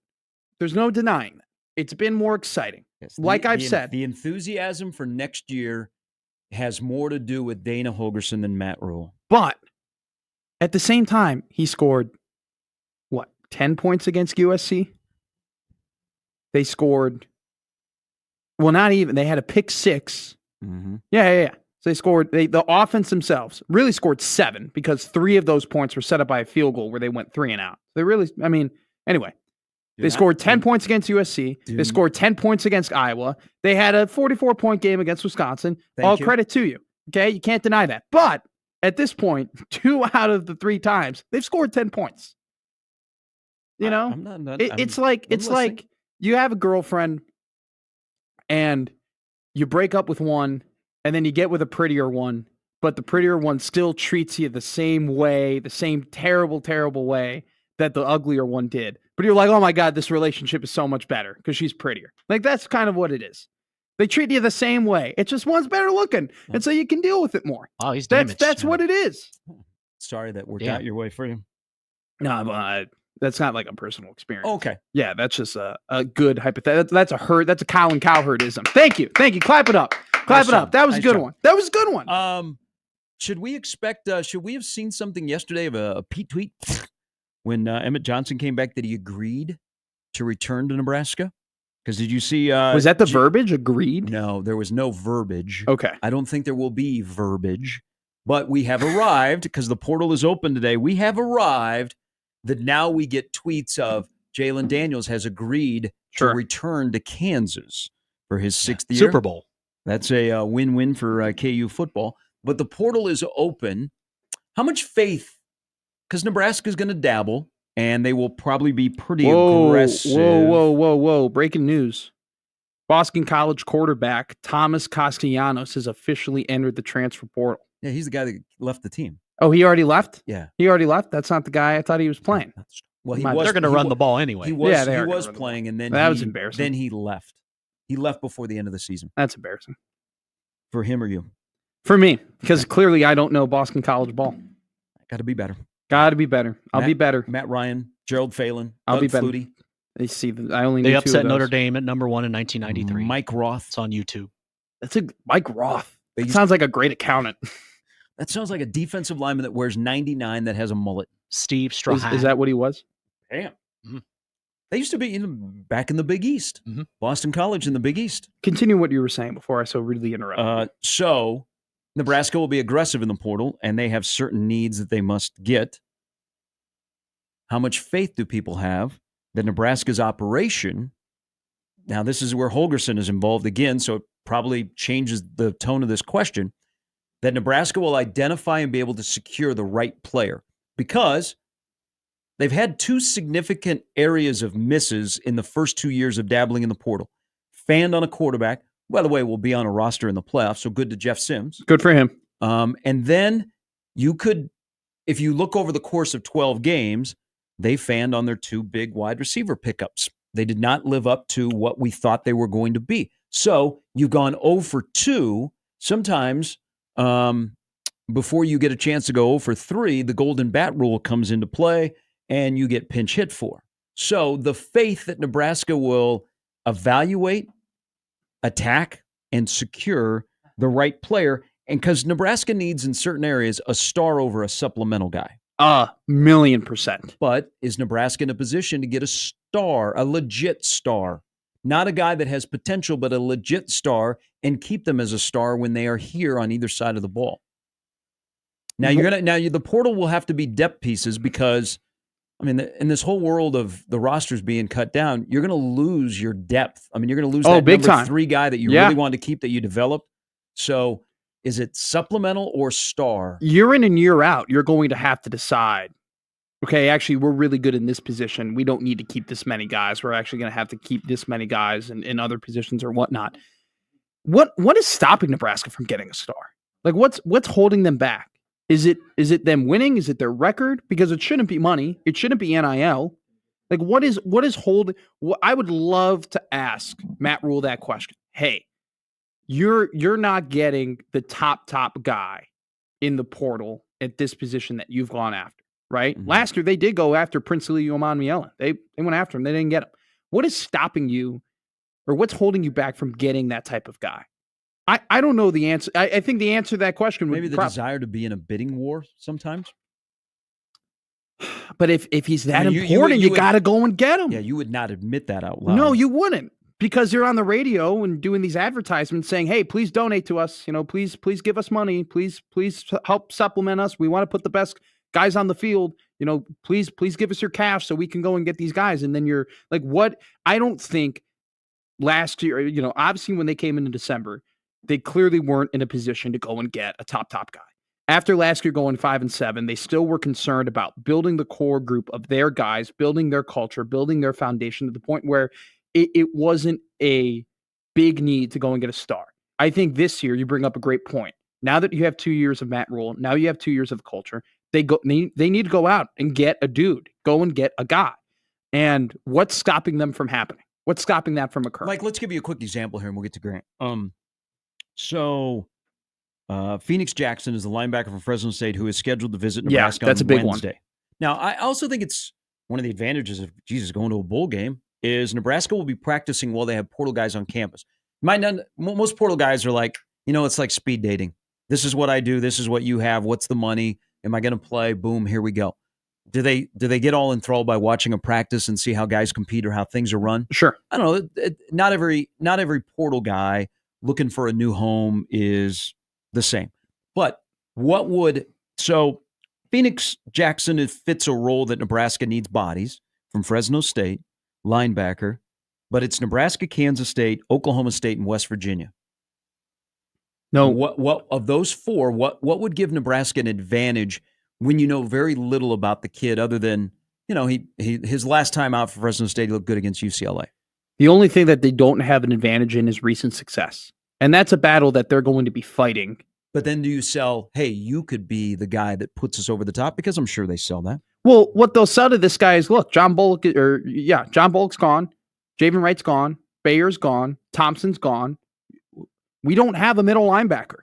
They don't. Nebraska can literally look at Phoenix Jackson and go, you are playing. And by the way, we don't have this 4 or 5 star backup waiting to go and waiting to take your job. This is yours. You can be, and there is some merit and some tradition in history of being the middle linebacker, being the captain of the black shirt defense at Nebraska. That's something that they can walk them through. I've been through those halls. They're beautiful halls. They got beautiful, beautiful jerseys, everything. You can walk them through. Hey, this is who you can be. That's their selling point to them. How many guys, though, is that really going to work with? Because that'll work with Fresno State, Phoenix Jackson. Is that going to work with running back from Georgia? Is that going to work with 4-star from Tennessee? Is that going to work from, big-time Ohio State wide receiver? Is that going to work with those guys? Yeah. I don't think so, because they can get playing time anywhere else. Might also be a philosophy of Rule likes the 2-year transfer guy. He does. Where that second year, boy, you really pop. Well, then in this go-around, they're going to need guys to pop right away. And if they have 1 year, they have 1 year. You know what? You got to win football games next year. I don't care how you do it. If you got to have an exorcism, whatever, cut off your arms and legs, you got to win football games. So if it's just one guy and he's here for 1 year and you're like, well, we're not really going to be able to develop him, well, you have to exhaust all opportunities. But he does like the 2-year guy because you get him into the system, you get him ingrained, you get the culture, you get the development, and then the second year they pop. You sure? Which a couple of the second-year transfers were better, but they need him on a different level. I think that they're a big measurables program. They love the measurables. I would like them to go and get some Signetti guys. Go and get some guys who were all conference, all world in Group 5, non-Power 5 type places. I think that would benefit this program if they were to go and get football players who've had success playing football. Can they be they are clearly a developmental program. I don't know. But can you stay? Like no, you have to. You have to say it out loud. They've avoided that for so long. Nebraska football is a developmental program. We're going to build it on high school recruiting, and we're going to develop guys. You have to. That's what Nebraska is. Well, no, I agree with that. Nebraska is until they get it going in the right direction. Sure. Can you say that when you're in the portal? People don't want to hear that. Hey, we're going to develop you out of the portal. Well, those guys have played somewhere else. They want to come in. They want to go to the NFL, and they want to use you. You use them. They use you. You scratch my back, I scratch yours. Exactly. Later. Here is Grant. Grant, thanks for holding on the 42 Degree The Source hotline. Good morning. Hey, good morning. Good morning, Matt. Good to meet you. Thank you, Grant. You on Twitter now, so Zone Nation, let's get on and follow Matt. He's at 748, but he's the official conductor of the Dylan Raiola train. So Donovan Raiola train. Yes. You're right. Donovan. Oh, thank God. Yes. Oh, that's even weirder. Or Dominic or whoever it is, but whatever. No, seriously. Process that. Okay, thanks, so Grant. Here's my question on the whole Emmett thing, the guy coming back. The bag of money got bigger. How much bigger did it get? How far away were we on this? So just curious about some of your takes on that. It's a great question. I think it was a great play by Emmett Johnson. They clearly like him. They clearly used him. Dana wants him to be on his team. If Dana didn't want him to be on his team, he wouldn't have used him in the manner and he did those last 3 games of the season. And if this was, I don't know. Look, I don't know for sure if this was he entered the portal and the grass wasn't greener and so he hopped back in, or if he was hopping back in so they could be like, please, Emmett, please come back. Sometimes you want people to beg. Some people are like that. So I don't know if it was probably one of those two. He wanted more money or he just realized, probably Probably can't go anywhere I really want to go. Are you okay just going, he's back, Nebraska, that's good for Nebraska Yeah, to move forward, or do you want to know all the deets? You're asking me. I'm asking you, do you want to know the deets? I don't really. Do you want the deets of drama? You want the deets of the world in the portal? Do you want to share your favorite memories of when Emmett Johnson was in the portal? Or do you just say, he's back? He's back. What are you? Do you think this sours a relationship? Do you think this is, do you think any less of him? He was not one of those that Nebraska said, you're in a gots to go situation. Yeah. Because they are taking a hard line on players because they have to do the numbers. Yeah. It's not just the head coach, it's the athletic director. They are taking a hard line this year on players. Don't be screwing with us. Don't be teasing us, okay? Don't keep us on the hook. You know what? Yeah. You're in or you're out. Sure. Okay. In his case, he's different because they were like, whoa. Let's have some cooler heads prevail here. Let's have some discussions. Let's make sure all of our cards are on the table and let's put them out there because we want you and we want you to be happy here. What does your happiness look like? Let's have that discussion. Let's just take a deep breath and then let's look at what we need to do, what we would like you to do, and then we can go from there. And so in a span of about 48 hours, it was clear of his value to Nebraska and Nebraska being a value to him that he just says he's back and I'm good.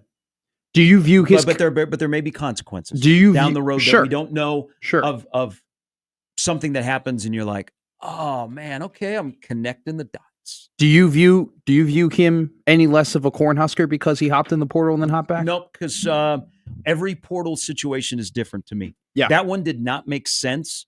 At the time, you're right. But it's a waiting period. Take a deep breath, get into the portal. I don't think he played Nebraska against other schools.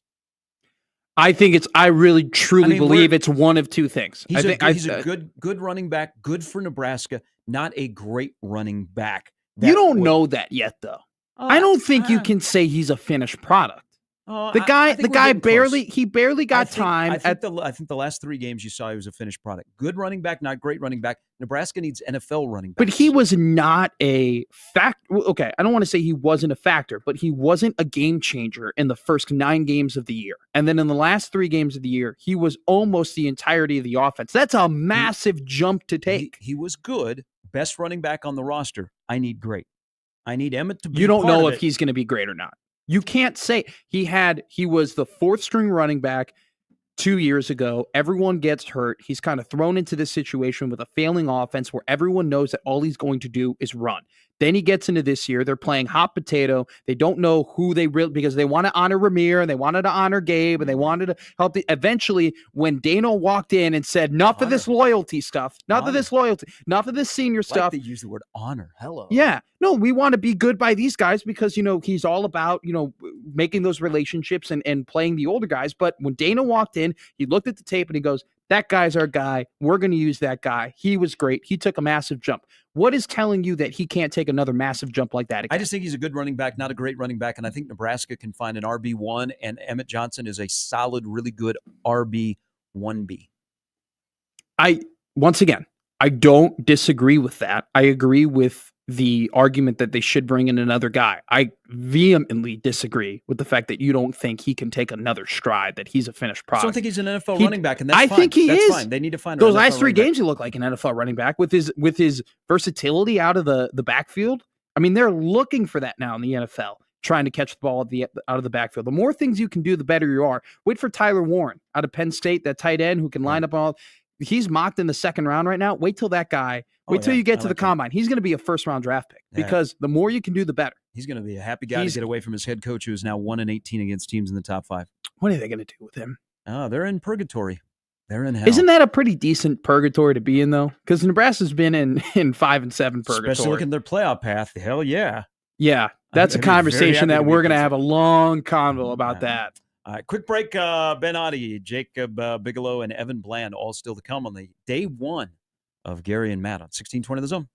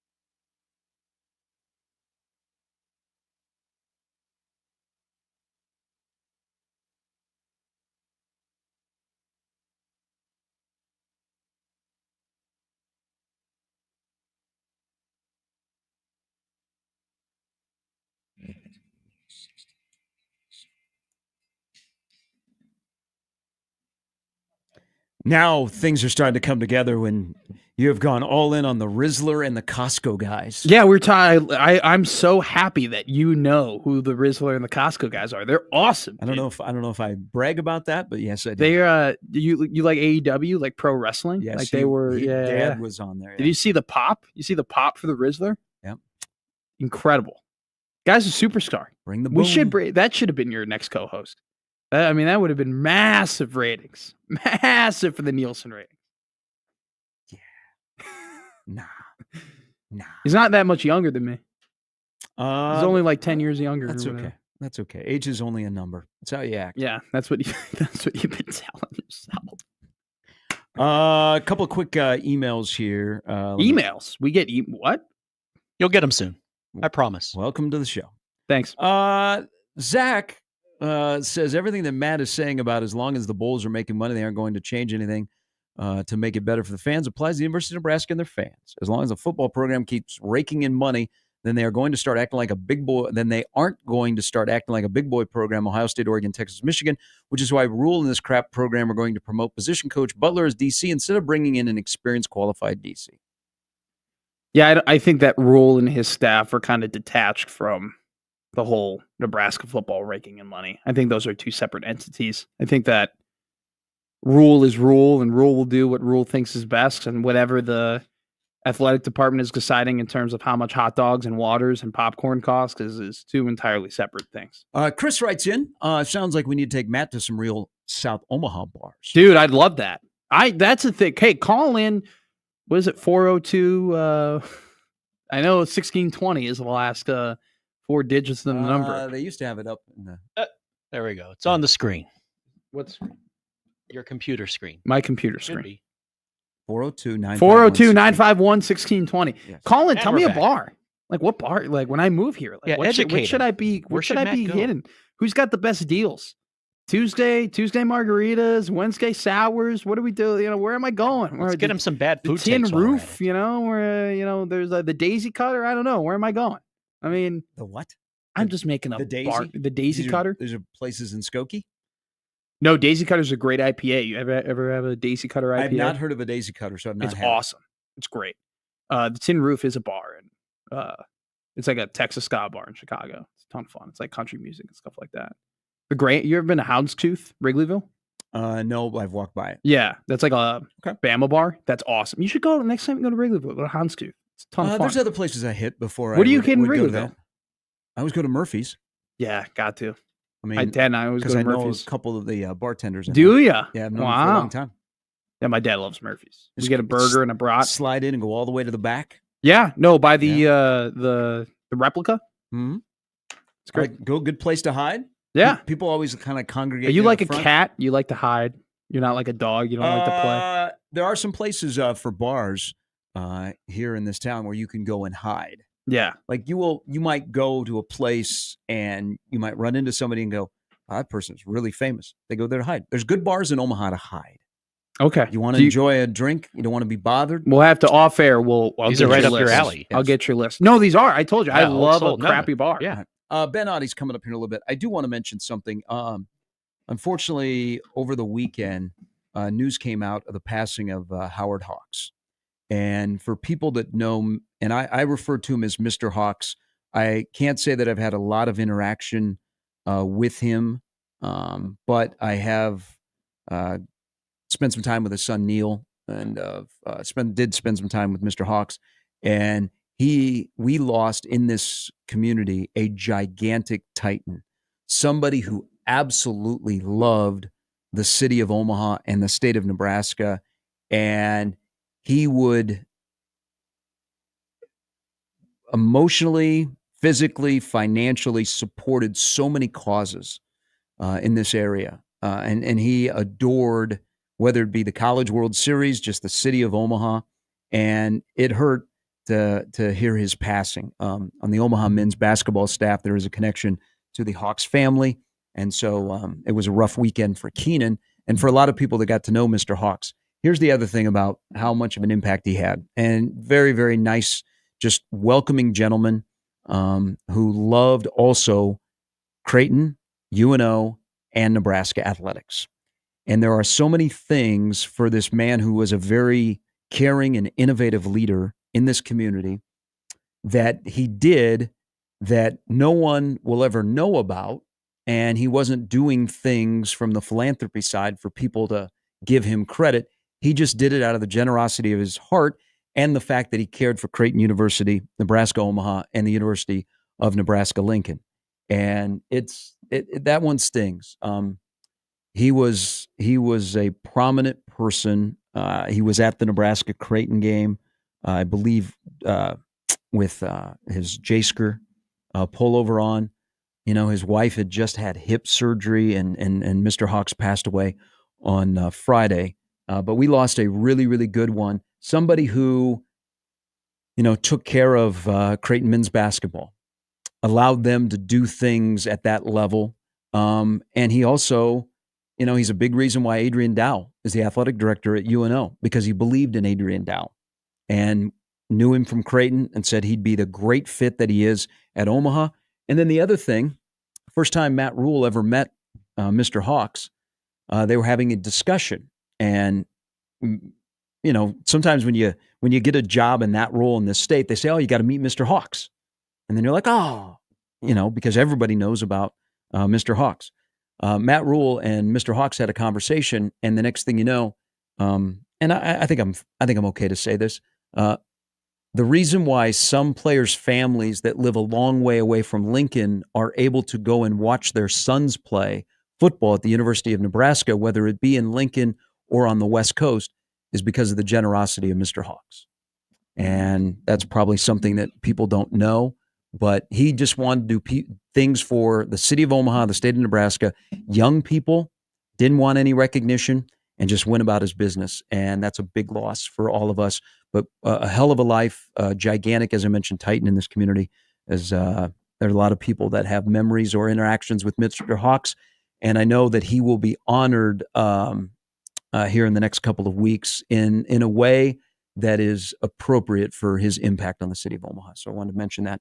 That's something over the weekend. That was a great happened. tribute, Gary. That was incredible. All right, Ben Audie is coming up next on 1620 The Zone.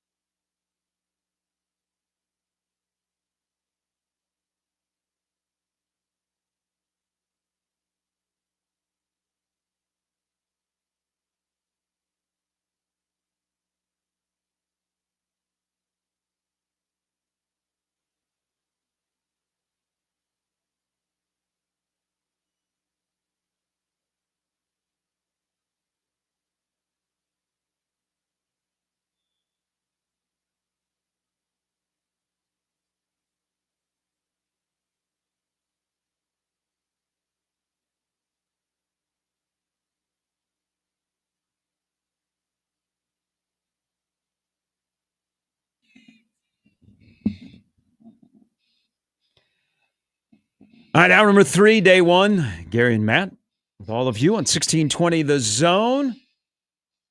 This is my walk-up song for softball. Not a joke. We had walk-up songs. This was I know it. you did. This is great. So you're not going back and playing for the Jack Mitchell All-Stars? My agent Bill Dolman is waiting on a call from Jack Mitchell, and we haven't heard anything yet. How come we don't have a softball team here? You know what? I wouldn't mind. A lot of NARPs running around the hallways of NRG Media. That's a good one. I didn't think NARP would be dropped on this show. That's great. It has been dropped on the show. I don't know. That might be a crossover conversation. It might be Connor's a softball player. Might have to have a little bit of a convo with Mr. Happer later. All right. Let's have a conversation with Ben Otte from the BA Coaches Show. Good Monday morning, my friend. How are you? Good morning. How are you guys doing? Good. I saw what you posted last week on social media, so I'm glad you're still with us here on the radio. Sorry that that experience did not go so well. Hey, it is what it is, man. That's just, I guess, social media, how it is nowadays, you know? All right, let's get into the nuts and bolts now that Nebraska knows where they're going, knows who they're playing. We hear all about they're going to get the practices. And Nebraska missed out on 85 practices during the stretch of not being in a bowl game. So when we say they will benefit from extra practices, is that just young guys, or will guys that are regular rotation guys, how do you think they look at the practices leading up to the game against Boston College? I definitely think it's kind of a whole program development thing. I do think it will be kind of interesting to see. I mean, this program hasn't had a bowl game in so long. I honestly don't really know who will benefit the most from that, if that makes sense, just because we haven't really seen it. I do think it'll be kind of a whole program type of thing, but I do legitimately think, especially with, all the people that have entered the transfer portal or who are going to enter the transfer portal, I do think that for maybe some of these young guys, this could be a really big deal. All these extra practices, obviously getting reps in the bowl game, because I think some of the super young guys that we see get a ton of reps over the next couple weeks before this bowl game. I think some of those guys could also be, in the transfer portal just because of the roster limits and all that too, right? So I do think this will also be a good experience for them. Get some really good reps with some real good coaching, get some more film out there. And I hate the whole roster limit thing, but I do think that does play a part in this, and getting some of those guys the reps, whether they're staying or going, I think is a good thing overall. And honestly, I'm just happy we're preparing for a bowl game at this point, but that's just me. Ben, first off, Matt here. It's great to meet you. Great to talk to you here. Gary's laughing at me because I'm being nice and introducing myself. Hey, Ben, he just shook your hand. Yes. Through the phone. I'm shaking your hand right back here from Kansas City, my friend. Ben, Gary and I talked about this earlier on the show, and I'd love to give your input on it. We had a conversation about how much does a win at the Pinstripe Bowl benefit Nebraska going forward? I want to get your perspective on it. Do you think a win in New York would be a big deal for this program, or do you think it's just it's a bowl game, it goes 7-6, there are other things to be worried about? I do think that's a great question, first of all, because I think it's kind of a weird thing, because I just think in today's day and age, I mean, this is just my opinion, I don't know if a bowl game quite means as much as what it did, just because of all the players that you're going to have leaving before that bowl game, if that makes sense. But I think in Nebraska's case, I think winning that game is more important necessarily than some of the other teams that are sitting at 6-6 right now, just because I feel like this program's got to get some of the momentum back. I feel like after Wisconsin, there was a ton of momentum around this team, right? Yeah, everything was feeling really good and all that. And then Iowa happened, and it wasn't just that Nebraska lost to Iowa. It was the way that it went down. Again, it was like so many of those losses. I think getting that bowl game win is pretty important just for the momentum of this program. Now, I don't think if they lose, it's, completely crippling or whatever, but I think it'd be a tough look for the momentum and getting things going again. And if we start out 5-1 and then only win one game the rest of the way, including a bowl game loss, I feel like getting some of that momentum. And I know we've gotten some of that back with the good signing day and all that, but I feel like it's important for the momentum to go out there and get a win. What does the running back room need? I feel like the running back room, I feel like just we need that ability to hit the home run. And I think Emmett Johnson does have the ability to, be that home run player, but we just haven't quite seen it put all the way together, right? If we can keep Dante Dowdell, I think that'd be a great, I really like him down in short yardage goal line situation. And I think Emmett Johnson is RB1. I think he has the potential to be RB1. I hope to see the development of him to just be able to, hey, some of these 25, 30-yard runs, let's go make those into 60-yard touchdowns. And I think Matt Rule's kind of alluded to that plenty of times throughout the last 12 months. Ben, I'll give you a hypothetical. Nebraska goes in the transfer portal, and they get a star. They get a superstar. They get a top guy. What position do you want that top guy playing? Do you want to be like where on the field, if they were to get a superstar, do you want him to be? Ooh, that's a good question. I would think either wide receiver or offensive line. The reason I say offensive line is I know we're going to have some depth there coming back, but we are going to be missing some really good guys on that offensive line. So I'm a big believer that the game is still won in the trenches. Yes, especially in the Big Ten, all the skill guys are going to get all the hype. I do understand that, but I do think you have to have a really solid offensive line. So for me, if we could just go get, when I think a superstar, I think one of the best two guys at that position in the portal, right? If we go get a top offensive lineman, I would feel really good about that. But if we're just talking more on name, thing, I would just say a really star receiver could really do wonders. I know we have a good recruiting class coming in, but I think if we just get like a good proven star, that would make a big difference because I felt like this last year we got some guys out of the portal, and for whatever reason, it didn't quite work out the way we thought it was going to. So if we just got an absolute stud at wide receiver there, I'd feel good about that too. What do you think? And we don't know what the next version of Nebraska's defense is going to look like, but we know the personnel. And I think there are times where personnel can fit in any defense, as long as it's not just something where it's it's Portuguese and they speak English. But what do you think a defense for Nebraska moving forward would look like if they had a center fielder, i.e. a safety, that was a hit sticker that you had a game plan against? Oh, I think that would be something that this defense could really, benefit from. I'm just interested to see because Matt Rule said, he likes the way the defense was. He wants to keep it, similar.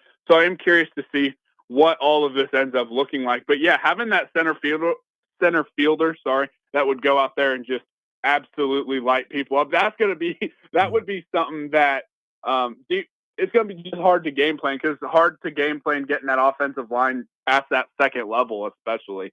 That would be something that I think would be fantastic, and it would take away a lot of things over the middle as well if we just know that someone's going to get lit up if you're trying to come over the middle. I think it'd be a big game changer, and that would be something that I would like to see from this defense going forward. I think Perich of Minnesota is the ideal guy. Now, he's coming back to Minnesota, but he's an in-state kid that committed to Minnesota, started at that position as a true freshman, and I love the way he controlled the field. I think that's something that Nebraska has consistently missed, is that guy that just controls the field from the back end. They've been able to find some defensive linemen, but I like the back end where the Big Ten is going with better quarterback play, of that guy that's a problem and also gets in the head of the wide receiver, that I don't want to just all of a sudden be willy-nilly coming across the middle because I know that this guy's going to come up and he's going to put a hit on me or he's going to take the ball away. Yeah, right. I 100% agree with you. Ben, do you got a candidate or a ideal defensive coordinator that you want Nebraska to sign? I am really on board with the Jim Lenhart idea.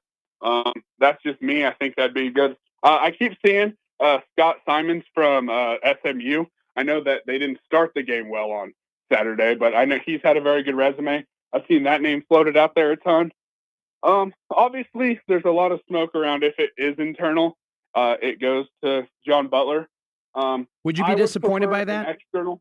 What? Would you be disappointed with an internal hire? Yeah, probably, because this is me, and I do really. Matt, you might not really know this about me, but I really do try not to speak like in hyperbole. Sure. Or get too, but like to me, I'm being dead serious here. I think that this defensive coordinator hire for Matt Rule is make or break for his tenure at Nebraska. I think if you get this one right, things are going to go well. If you whiff on this one, and I love Matt Rule, biggest Matt Rule fan, but if you whiff on this one, I think things could get ugly here. So I think this is the most important hire he's made. Hey, he whiffed on Satterfield, is what it is. Don't know what the situation is going to be with Foley just yet, but I think we all know where that's probably headed.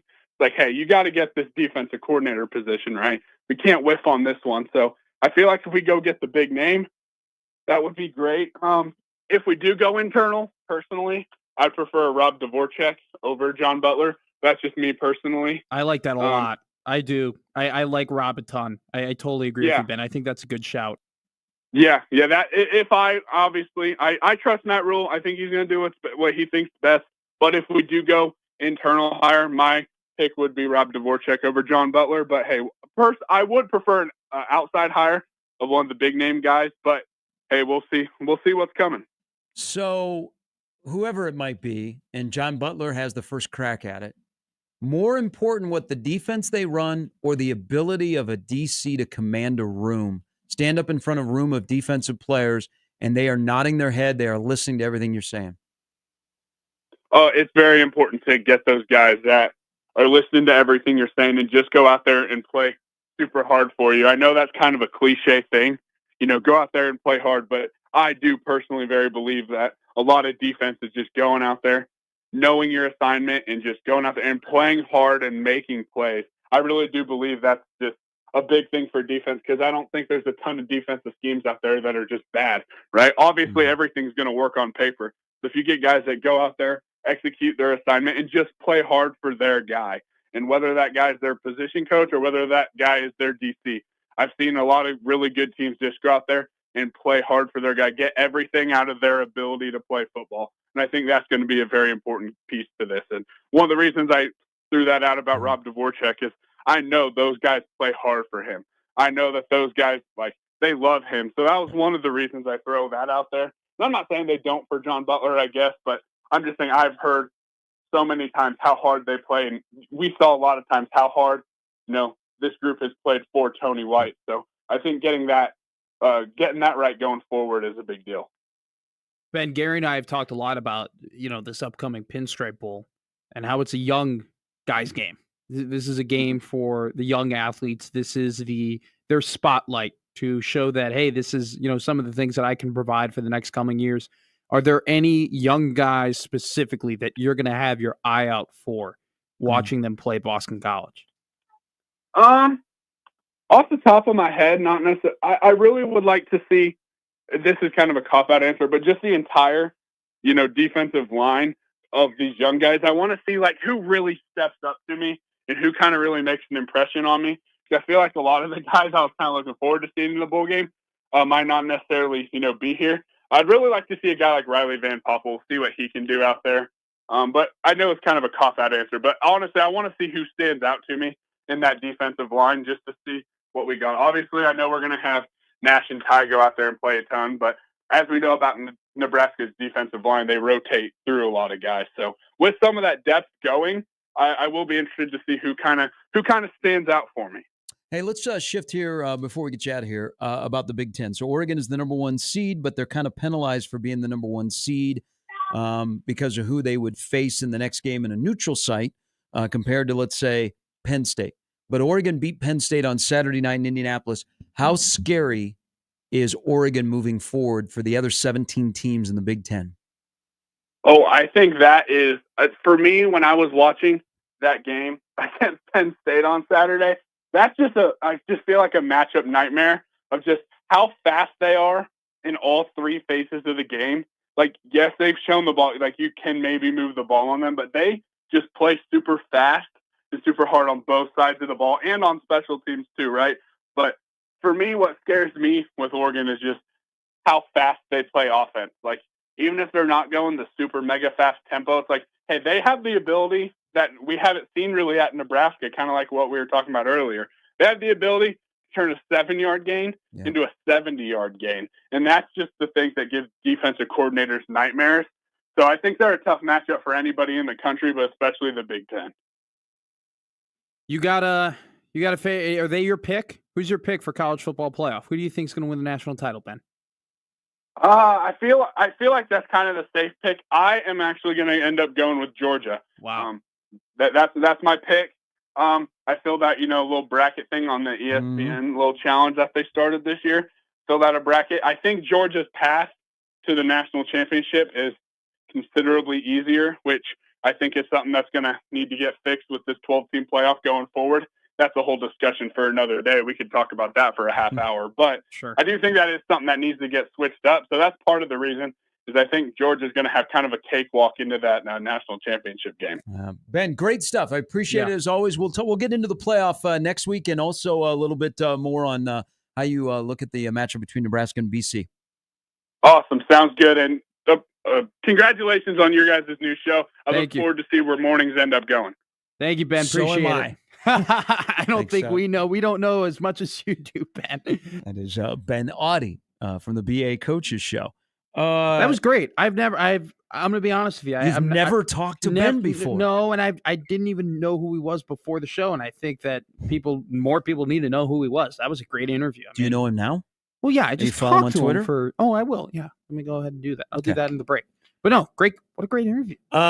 Be careful what you ask for of giving Oregon and Texas and SMU a larger platform.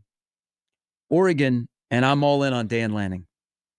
Oregon is scary because they had a brand, they have money, they have success, and they were in a conference that got ignored.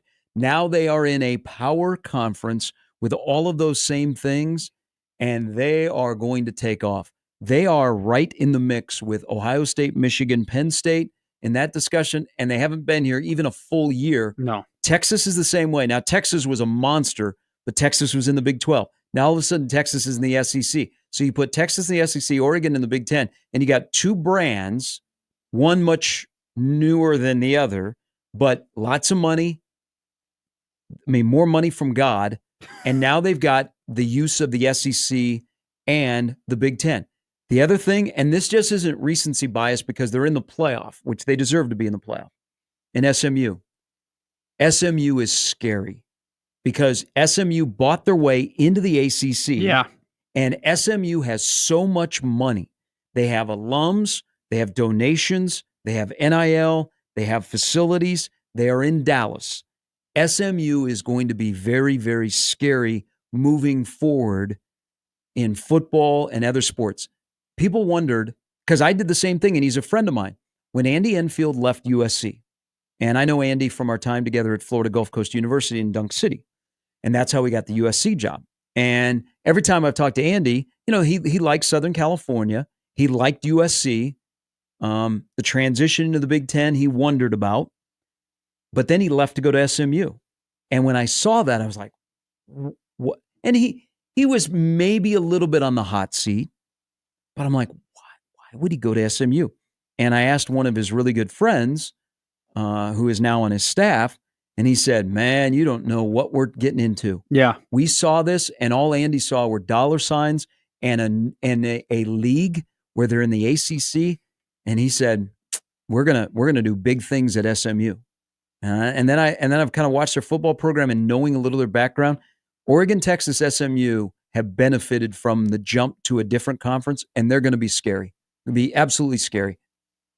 When you got a program that has so much money, so much history, so much motivation, all you need is the right man. You need the right man in front of your team, motivating the guys, motivating the program, galvanizing. Hey, guys, hop on my back, hop on my train. Hey, fans, make our stadium a tough place to play. Like, buy into here. We're investing into you. You invest in us. This is a one-to-one. Dan Lanning and Steve Sarkisian and Rhett Lashley are those three guys at those three programs who said, okay, we have the wagon behind us. We're going to carry it. We're going to be strong voices. We're going to be good leaders. We're going to be good coaches. And we are going to take our programs to high places that a lot of people doubted that we would be able to take them. So that's where it comes down to. Texas got it right, hiring Sark. Oregon got it right, hiring Lanning. SMU got it right, hiring Lashley. Right? They've had, no matter how you spin it, Oregon has those resources. Texas has those resources. SMU has those resources. But what is the difference? What puts you over the top? It's the man at the front. And those three programs have three top men. And they also have an individual or a set of individuals that they have so much money and they will spend it because they want a title, whether it be Phil Knight. Hey, when you got money, man, it's nobody to judge how you want to spend it. But you also have to be good at spending money because now everybody can pay players. Yeah. Like Oklahoma State the SEC and Oklahoma State are hurt by NIL because Boone Pickens could finance the Oklahoma State program and take care of guys. All of a sudden, everybody can do that. Sure. The SEC could do that. Well, Bama, And- you don't think it's a coincidence now that Bama has fallen off a little bit since it's legal to buy guys? People are plucking people off SEC rosters because you can pay them as well. Yeah. Well, and there's not going to be the depth anymore. Where's Buffett? Because Buffett? Because here's the thing. There used to be an understanding of depth in the SEC. Hey, I'm an Alabama guy. I'm a 5-star. I know that I'm not going to play for the next 2 years, but that's fine. When I become a junior, I'll have my opportunity. I'll play high-level football. I'll have an opportunity to make money in the NFL. Now that the NIL exists, not only can you now get money, but you can get money to go and play earlier at a program that is pretty good. Right? A 5-star at Alabama, they're looking at SMU now, and they're like, well, that's not a bad program to go and play at and to go and make money at and more money here. I'm going to go and do that. And so you're right. You can go and pluck SEC guys. Parity will happen. And that's why all these guys at ESPN are freaking out because Clemson's in and SMU's in and Arizona State's playing well. And it's like, the Boise State has had one hell of a year. No one's talking about the fact that Boise State should have beaten Oregon in week 3 of the season. That should have happened. So, but we don't want to acknowledge that because they're not the blue bloods. They're not the originals. They're not the guys that we're used to seeing, and they're not the guys that are lining the pockets and why the TV networks were made. The TV networks weren't made for you to watch Arizona State play Penn State. They were made for you to watch Texas play Ole Miss. They weren't made for you to watch Clemson take on Indiana. They were made for you to watch LSU play Bama. And so now that those teams are, I'm just saying, now that those teams are coming in and there's more parity, they're freaking out. And that's why that terrible program happened on ESPN yesterday with the selection show and all these guys losing their marbles that Bama didn't get in. I was disgusted in the car listening to that. That was embarrassing by ESPN. Embarrassing. Strength of schedule matters. So do crap losses. Yeah. And they're sitting and Saban and Alabama's athletic director are saying, well, maybe we shouldn't schedule hard non-conference games. Maybe we shouldn't play Ohio State or Florida State or Wisconsin down the road. Maybe don't lose to Vandy. Maybe that. Maybe don't lose to Oklahoma by 21. Well, you know what? They lost the games that they didn't schedule. They got to schedule the non-con. Yeah. They lost to the games they didn't schedule. And then it's, oh my God, rich coming from Saban. You don't know that, after you play LSU, it makes you vulnerable when you play Vandy. Indiana played Ohio State. They got their butts whooped. They came out and they beat Purdue by 60 points. Okay? OSU lost to Oregon. They came out and they beat the next, I'm pretty sure they beat Nebraska. That was the next team they beat. When Oregon played Ohio State in an emotional game, in a 1-point incredible affair. Ranked Illinois came to their place the next week and they mollywopped them. Don't tell me that it's so hard to play against the SEC and play against the lower division teams after you play the ranked teams.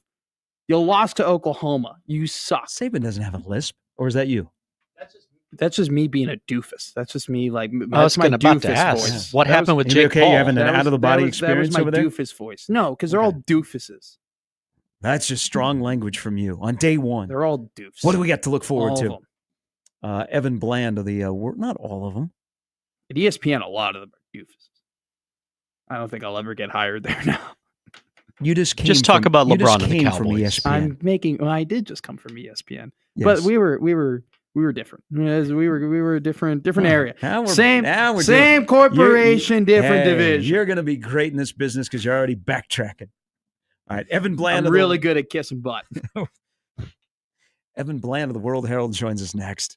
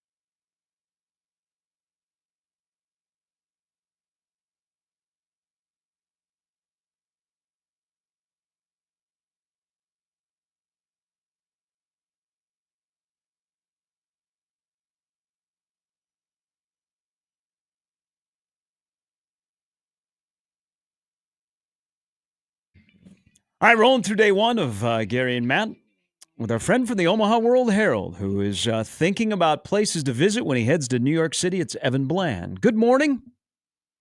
Morning, guys. Morning, Matt. Morning, Evan. So good to hear from you, man. I appreciate you. How are you doing?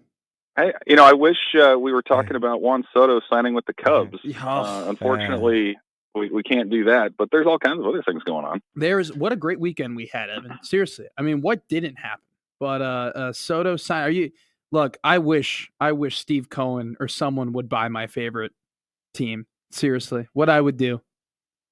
I mean, we should all be so lucky to have our teams owned by eccentric billionaires. Yeah. And in this case, I think they got it right. You get a Hall of Fame guy at age 26. That's a good bargain, I think. He'll be by the end of the contract, he'll be taking at bats in a wheelchair. But for those first 7 years, it's got to be great. Yeah. I mean, it is the Mets. The Mets, baby. It's all about the Mets. It is the Mets, so it's sure to go wrong. Let's before we shift into Nebraska and the destination and the opponent, in your opinion, did the committee get yesterday right? And is that the best way to pick the top 12?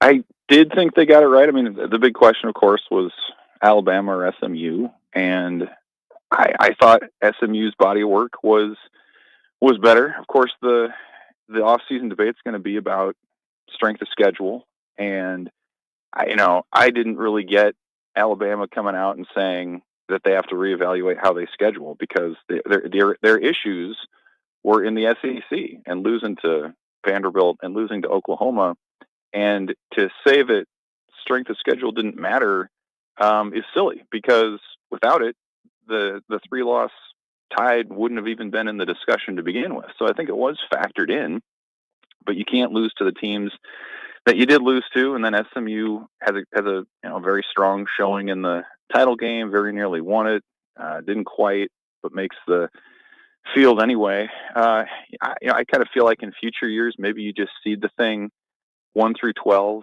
and not worry about conference champions necessarily. Like, I think you can kind of get some wonkier matchups when you prioritize the bye for those 4 particular teams.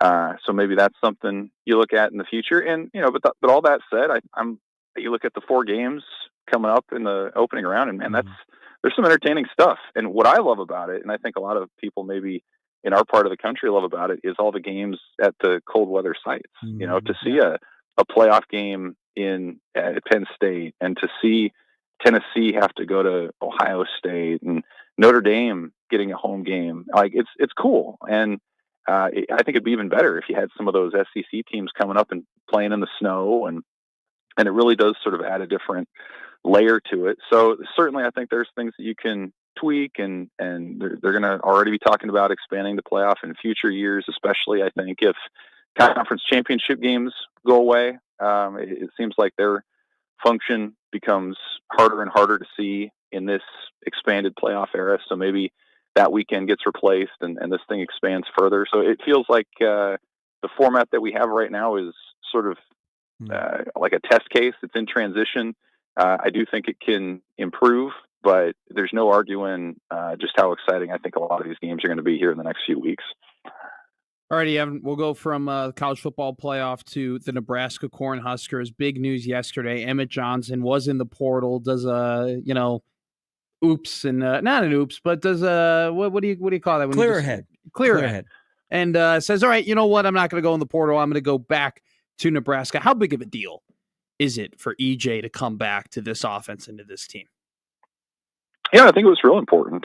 I mean, just what he did under Dana Holgorsen as a pass catcher, as a guy who had his best runs in the month of November with Holgorsen running the show. I think it sets up the running back room pretty well for Nebraska next year, where you have a guy like Emmett Johnson who's so versatile. He can execute the screen game and do traditional handoffs and everything. And then you have Dante Dowdell, who's sort of your hammer and short yardage back. I thought some of his best games were down the stretch as well. So you start with those guys, and then you kind of see how the depth fills in behind that. Maybe Quentin Ives, maybe Mekhi Nelson, Jamarian Parker's coming in, Connor Booth potentially. So I think you feel pretty decent about that room at this point. That's a room that you can win games with. That's a room that's probably not high on your list of priorities to shop in the portal. So, it's interesting. And it's going to be, I think, fascinating, too, to see kind of how Emmett Johnson processed all that when he eventually kind of talks about how that went, because what he did is pretty rare in terms of declaring you're going to transfer and then you're not. And I don't believe he actually technically went in because the portal opened today, but he put himself out there for 3 days that he was looking around. And, I think Feldarius Payne and Jamari Butler are the two Huskers who have at least announced their intention to move on and then have come back. And of course, Nebraska didn't have any coaching changes at his position. So I think sometimes you get your assessments on the open market, and maybe you realize that the situation that you have is pretty good. And a year from now, if Emmett Johnson has over a full season the kind of production that he had in the month of November under Holgorsen, he's going to be a valuable commodity out there in a year too. So I think it can be a win-win where Nebraska is going to benefit certainly in the short term for having Emmett Johnson back, and I think Emmett Johnson in this offense could have a chance to really improve his stock as well. Who benefits the most from having one more game this season? Like positionally or coaching? I think John Butler, this is an interesting game for him if he's, and Matt Rule has said he is, an internal candidate to be that next defensive coordinator. How does he sort of run the show here with multiple weeks to game plan and to scheme and to put guys in position to succeed? It's such an interesting game, I think, because in some respects it's the start of next season where you're going to see a whole bunch of new faces out there from guys that have graduated or guys that have left for the portal. You're going to see those new faces filling in, but it's also still a reward for the season that just happened in terms of you're going to still see a lot of the outgoing seniors out there. It's a big moment for them. It's a reward for them. You'll see some younger guys build on the momentum that they've had, like Dylan Raiola or Emmett Johnson or whomever else. So you're kind of in this, this in-between stage with this team right now where you're just starting that transformation process to what you're going to look like next year. So I think John Butler is one of those guys who could, maybe this is sort of an audition for him a little bit. Probably the guys along the defensive line, I think I'll be fascinated to see. I mean, you're going to see all those starters and veterans moving on. So, what does a guy like Riley Van Poppel look like over extended snaps, or Keona Davis, or some of these younger guys that are probably going to have to, play bigger roles next year. And that's the other interesting part is when you talk about the 25 team, there are players that you can say are going to come in maybe as freshmen that could have chances to play, especially defensively, but they're not available for this game. You're going to see players added through the portal, but they're not at Nebraska yet. They're not available for this game. So it's an interesting sort of snapshot maybe of their depth, of the coaches that are still on staff. How do you adjust? And as much as we've heard positive reviews for months about Nebraska's behind the scenes practices, their scout teams, things like that, this will be an interesting game to see how that shows out in a game against another power opponent. DeKal Shorts is the new Nebraska wide receivers coach, taking over for Garrett McGuire, who I think the intention was, Rule kind of mentioned it at his press conference that they were going to have, or he wanted to have, 2 wide receivers coaches, but then McGuire opts to go to Texas Tech, so now it's Shorts' room. What do you make of him, Evan? Like, what's your take on him? What do you think of the work that he's done at Kentucky and his relationship with Dana Holgorsen? Yeah, it says a lot that Holgorsen gets command of the offensive side of the ball, and this was the one position where he wanted to bring in his guy, as Matt Rule said. And so, Shorts performed well under Holgorsen. He was a good coach with him. You look at what he did in one season at Kentucky, and I always put a lot of stock in what coaches and fans say of the team where a coach is leaving. Like what kind of remarks do you get? And you can tell they weren't thrilled about losing him after a year. I think they saw a lot of production.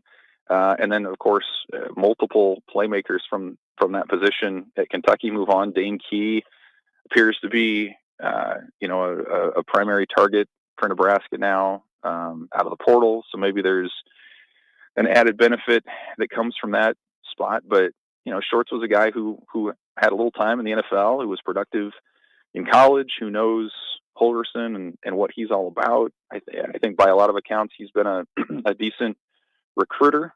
And so we'll kind of see, I suppose, what his territory is or how he connects with a lot of young guys. But I think especially in today's college football, a lot of players respect guys who have done it and who can show in addition to tell, about technique or film study or whatever else. So Kentucky wasn't happy to lose him. Seems like Nebraska's happy to have him. It may, yield some further talent. But it seems like, Matt Rule tends to have a pretty good track record making these hires or approving these kind of hires with young coaches. And we'll see if Shorts continues that trend. Why do you think he's been stronger with his defensive hires compared to his offensive hires?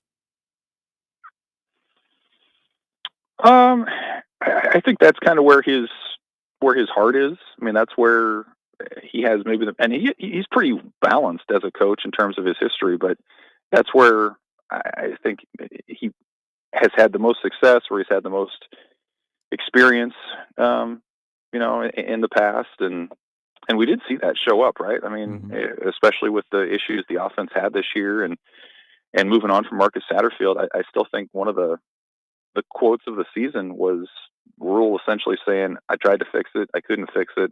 Dana is going to fix it. And given the amount of time that he had and the opponents that they faced, I think he did fix it pretty well. So I think, that's just kind of what it goes back to is Matt Rule has said you can win differently at different places, but maybe the constant in that is good defenses. The constant in that is stopping the run, finding a way to force turnovers, minimizing chunk gains.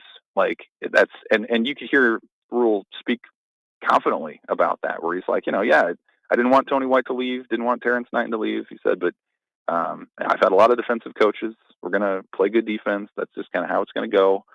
And they've recruited well, I think, defensively, especially at the linebacker spot. That seems like an area where you could, continue to be pretty strong moving forward. But yeah, I just think that at the core of it, whether Nebraska is running, the option pitch or tempo or more pro style, like that part of it can change and probably does change based on weather and opponent and things. Defensively, you kind of are what you are. And as Matt Rule's ascended in his coaching career, that's been probably the biggest constant, is what they've done on the defensive side. And so we'll see if they can continue that with, largely a different defensive staff next year. Hey, Evan, as always, we appreciate it. I know it will not lack for nothing to write about or talk about all week long. Enjoy the portal being open and the travel plans to New York City. Do you know if you will be heading out there before or after Christmas? Still kind of figuring that out. Probably, if I had to guess right now, either Christmas night or the 26th. I think Nebraska is only spending 5 days out there. So it's a little bit, my sense is it's a little bit different than a lot of bowl trips where teams go out for a week and you're kind of able to hang out. It feels a little bit more, condensed, especially over the holiday, New York City and all that. So I guess we'll see, but that's kind of the idea right now, is to maybe be out there for 3 or 4 days and see what happens. We appreciate it as always. Thank you. Have a good week. Thanks, Evan. Thanks, guys. See ya. That's Evan Bland of the Omaha World Herald. We'll get a trip to I saw kind of their start of their itinerary. They get Times Square. They're going to see some other sites. Yeah, I've never been to New York. The state or the city? Both.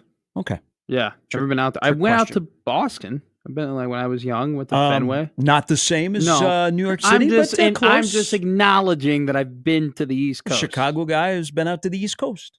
Yeah, the accent came in strong right there. I just realized that too when I was saying that. Martha's Vineyard. Beautiful. You ever been out there? You'd love it out there. It's nice out there.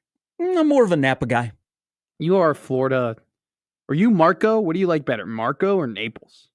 They're both very, very bougie, but I really like Marco. Yeah. If you had so one, Marco is about 35 minutes from my place. I love Marco. What's your you had to pick one place to go out in Florida, 5-day vacation. Gary, because this is a good question for you because you know Florida. What am I looking to do? Am I looking just to be a Neanderthal, or am I looking for a nice, relaxing vacation? I would stay close to my home, Captiva or Sanibel. Okay, I went to Captiva once. That was great. Captiva's great. Shock. Do you know who's enjoying Shock. Florida now? Why don't you tell us you've gone to Detroit, you've gone to Cleveland, you I've gone to Cleveland. All these places you're naming gone to are Detroit and Cleveland. Bougie. Yeah, hey, you're a bougie guy. You're a prep school kid. I love luxury. You're a prep school kid. That's what surprised me, that you went to a place like Nebraska. I thought you would have gone a private university. Couldn't get into Harvard? Like Creighton? Couldn't get into Columbia? Couldn't get into DePaul or Loyola? I could get into a lot of places. You don't know my GPA. Do you know who's enjoying Florida? Scott Frost. How about him? We going to talk about that today, or are we just going to kind of... We'll talk about it in the last hour. Okay. I got some thoughts. No, I'm just going to feed you here. I just want to hear you. I want to hear you talk. I don't know. There's Mackenzie Milton joining him at Central Florida. Okay. Is he? I don't know. You think he's going to come back and play quarterback? He got eligibility left? Who was the linebackers coach? He's now coaching he's now coordinating a defense that's going to be in the college football playoff. Brett Rude? Well, Eric Chenander. No, not Chenander. Who was the linebackers coach for Frost? Brett Rude. Bring him with. What's he doing nowadays? He was pretty good. Be curious on the staff if it has a familiar look to the last time he coached in college football. Fishman comes back. Be interesting. Sean Beckton. Mark Whipple. You think Whipple will be at UCF? Sean Beckton will be on the staff because he's already there. Okay. And he's a Central Florida star. I think they're going to do well. It's good. Leave it at that. I like to see people happy. Me too. We'll come back with more. We'll talk about it next hour. I'm not avoiding it. We got to quit Scott Frost. And I think that's what the conversation will be about. We got to quit Scott Frost. Okay. We'll have a great convo about There's it. only three next guys. Hour. There's only three guys that have been detrimental to Nebraska football in the last 25 years, and he's one of them. That the Nebraska hasn't been able to recover. Jacob Bigalow, top of the hour.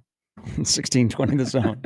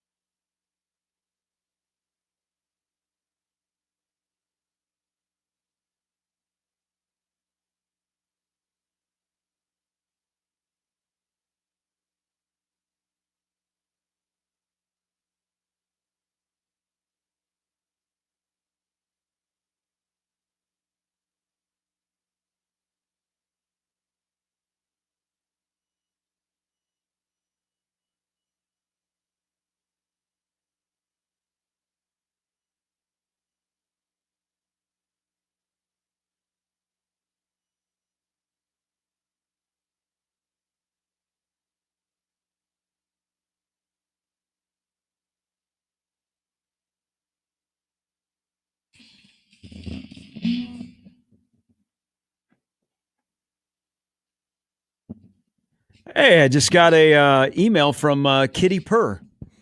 Kitty@mail.com. Should I click on it? Oh, that's one of those. Okay, never mind. That's a virus. Yeah. This person loves me. Look at him. He already knows those emails we get. Well, I got scams. in trouble at my former employer because I clicked on one of them and one of the computers got messed up and I got in trouble. Big time. Thanks to listener Gary. Yeah. Shout out. Brought you breakfast on your first day. Where are these from?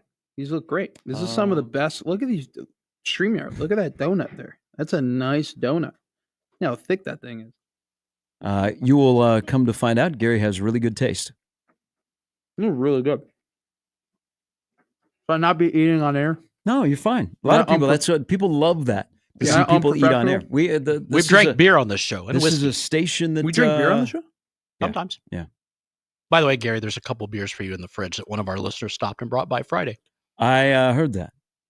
So thank you to Matthew. Mm-hmm. Wrong Matthew. Well, I'm Matt. Huh. There's a difference. Oh, okay. Because a couple people called you Matthew. I'm Matt. My mom calls me Matthew. And that's kind of the Makes only sense. That's the only person who really and I don't really I'm gonna be real. I like Matt. Like I like my name. I like being called Matt. Now people are just gonna tweet at me Matthew and call me Matthew all the time. I shouldn't reveal that. But yeah. To worry about your coworkers. Yeah, I know my coworkers. I'll be lucky if they actually call me by my name. Apparently. I was looking at the TV schedule for December 28th. Okay, give it to me. KTV is going to have a monster day. So they get Boston College, Nebraska at 11. That'll get ratings. Leads into Iowa State, Miami in the Pop-Tarts Bowl. Cam Ward apparently is going to play. I saw that notification right there. So that's at 2:30. And then ABC has the Alamo Bowl between BYU and Colorado. That's a huge day. That's a massive day. They get, Colorado, Nebraska, Miami. Those are three of the biggest brands in college football. That's ratings. And then BYU, that's a good team. Is it Iowa? Iowa plays, right? Iowa State, Miami. Iowa State, Miami. It's a good game. That's a good football game. And if Cam Ward's playing, that's a good day for ABC. I'll sit down and watch. I have no problem, or I'll be on Big Red Overreaction. But it'll be I'll just have that on in the background. You know. You can watch maybe the Heisman Trophy winner that day play. Who? Travis Hunter. Travis Hunter. That's what some are saying. I'm hoping. Do you know why I'm hoping? Are you a Genty guy? I'm a voter, so I cannot tell you who I voted for. Let's see. I voted for who you all want to win. I shouldn't. Okay, I shouldn't reveal then. If you're a vote, I don't want when I'm. That's one of the rules is you cannot reveal who your three but I selections have something that could potentially influence. I've already voted. You already voted. Yeah, the votes are due by 4:00 Central Time. Okay, I voted yesterday, so you can't tell. I placed a bet back in October on who was going to win the Heisman. And I got Travis Hunter at plus 2,000 odds to win the Heisman. Plus 2,000. My man. Do you know how much money I put on that bet? $5. What a choke. Bet of a lifetime. Bet of a lifetime. Plus 2,000 on a guy who's minus 900 right now to win that award. And I put $5 on it. Going to be a close vote. That's. I think it will be. I think it'll be a lot. I don't think Vegas is aware of. Vegas has it it's for sure going to be Travis. I think it'll be closer. Yeah, I did see he was this morning. He's minus 5,000. Really? Yeah. I was telling when he was minus 400 3 weeks ago, and I was telling people to vote it. I was telling people to bet it. I was for it. That's, and then 2 days later it got up to 1,000. Minus 5,000 is a little extreme. That's a lot. I just want a little suspense for Saturday. The last time you watched an entire Heisman Trophy show, 2009, when Sue was up for it. Yeah, I don't really. The entire show. I'm going to be honest with you. I've never been in my lifetime. I've never had a Heisman Trophy award where it was like, oh, I wonder who's going to win it. Like it's pretty consistently been like every year. Okay, it's this guy's turn or whatever. I know that it was Manning, Woodson, Leaf, and Moss was what was that, 97? That was the last true like holy crud who's going to win this vote. I don't think it's at that level yet. I think it'll be closer than people. I think it's going to be a lot closer than people. After Genty, what he did on Friday night also makes you appreciate Barry Sanders had the monster. You only played 11 games. Yeah. Do you think that if the voting was after the CFP, that Genty might have a shot? Yes. Yeah. Yes, but I don't want it that way. We don't vote on awards postseason. I mean, look at Aaron Judge. Yeah. He'd be impacted. Big time. No, he wouldn't have won. Jacob Bigalow. And by the way, Shohei probably still would have won, but he didn't have a great postseason either. That's true. All right, coming up, it's because of the body of work. It's over the entire course. That's why it's more impressive. That's why the award. That's why you have postseason MVP awards. Because some guys, Kike Hernandez, he's a postseason guy. That's why you pay him. All right, Jacob Bigalow. We pay him a lot of money to come on the show every Monday. No, we don't. He's coming up next.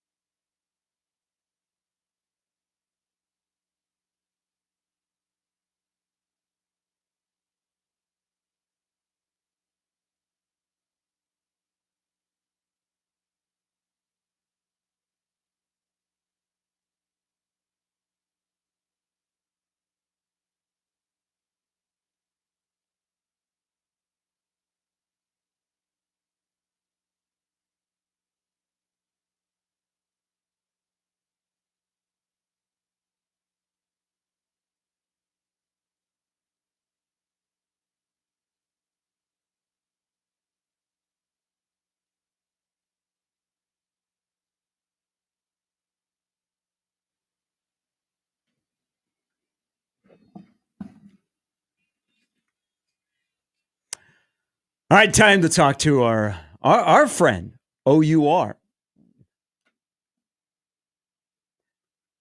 It is Jacob Bigalow who joins us now. Can you take care of your guy over here? Sorry, Jacob. I was eating a donut. How have you not finished that? On. What do you mean, how did I not? Jacob, Yeah. what's your favorite donut? First day on the show and you're eating a donut? You're eating a donut on air? It was a welcome gift. A great listener sent in a donut. Wait, is it rude to eat a donut on air? No, I feel like it'd be more rude to not no. eat the donut. No, but I mean you're starting off strong. I've never really been a donut guy. No. Like, is that a hot take? Like That's a massive hot take.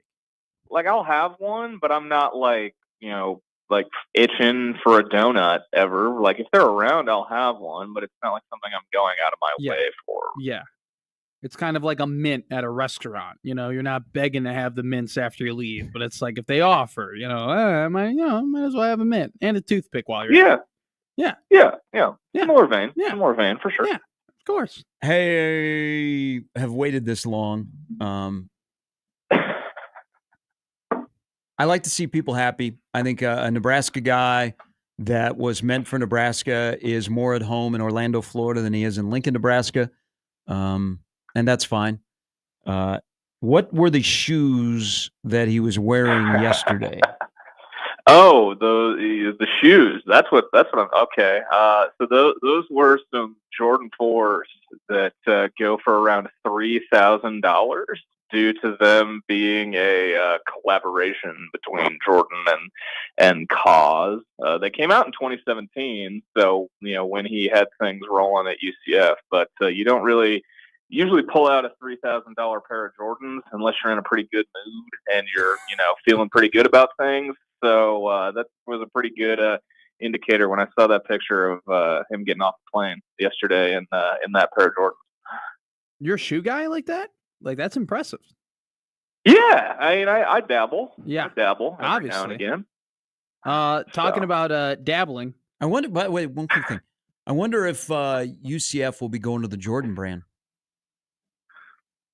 Maybe. I mean, I know he's still. I remember the story when he first, was moving into his new house here, and he still had his like Oregon exclusive Nikes and Oregon exclusive stuff. So I'm sure he's held on to some sneakers. I don't think he went out of his way to keep any Adidas shoes, if I had to guess. But that could be something that in the future. Hey, that thing about working at Oregon as a coach and getting gear, especially shoes that you'll never wear but are like $1,500. There are coaches that have coached at Oregon that kept those shoes and they just keep them in a box in a closet because they don't know what to do with them, and they don't know how to resell them on that market that is pretty hot. So yeah, it's good. It's good to work at Oregon in the shoe game. I think it's just good to work at Oregon. Period. Yes. End of sentence. Alrighty, Mr. Bigalow. The boys they got smacked around on Saturday. I think that's the nicest way of putting it.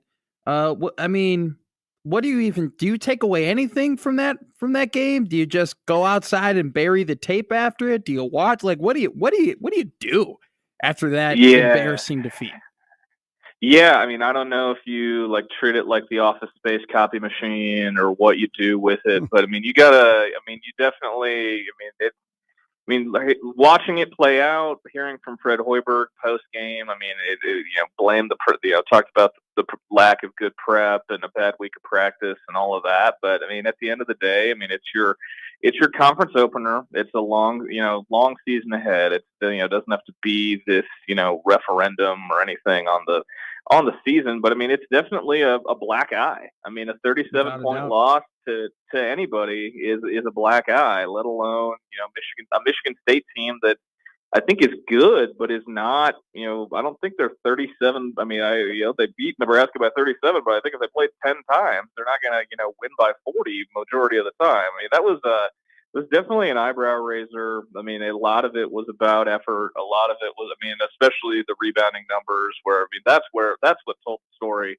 I mean, Nebraska full on, got punked on the boards, and that's been a talking point for this coaching staff. The importance of rebounding, having guys on the roster who are big enough to go in, fight, and scrap for rebounds, and that just was not taking place on Saturday morning at the Breslin Center. Did they get the mulligan that they got last year when they went from blowing out Indiana to going to Madison to getting run off the floor And then remember they came home and they beat Purdue. So do they get their mulligan a little bit earlier this year? Yeah, I mean, they could. It kind of, like, eerily to me felt similar to that Creighton game in Lincoln last year where they had a week off to prepare and they were kind of been riding high before that, like feeling confident, with the run they'd been on.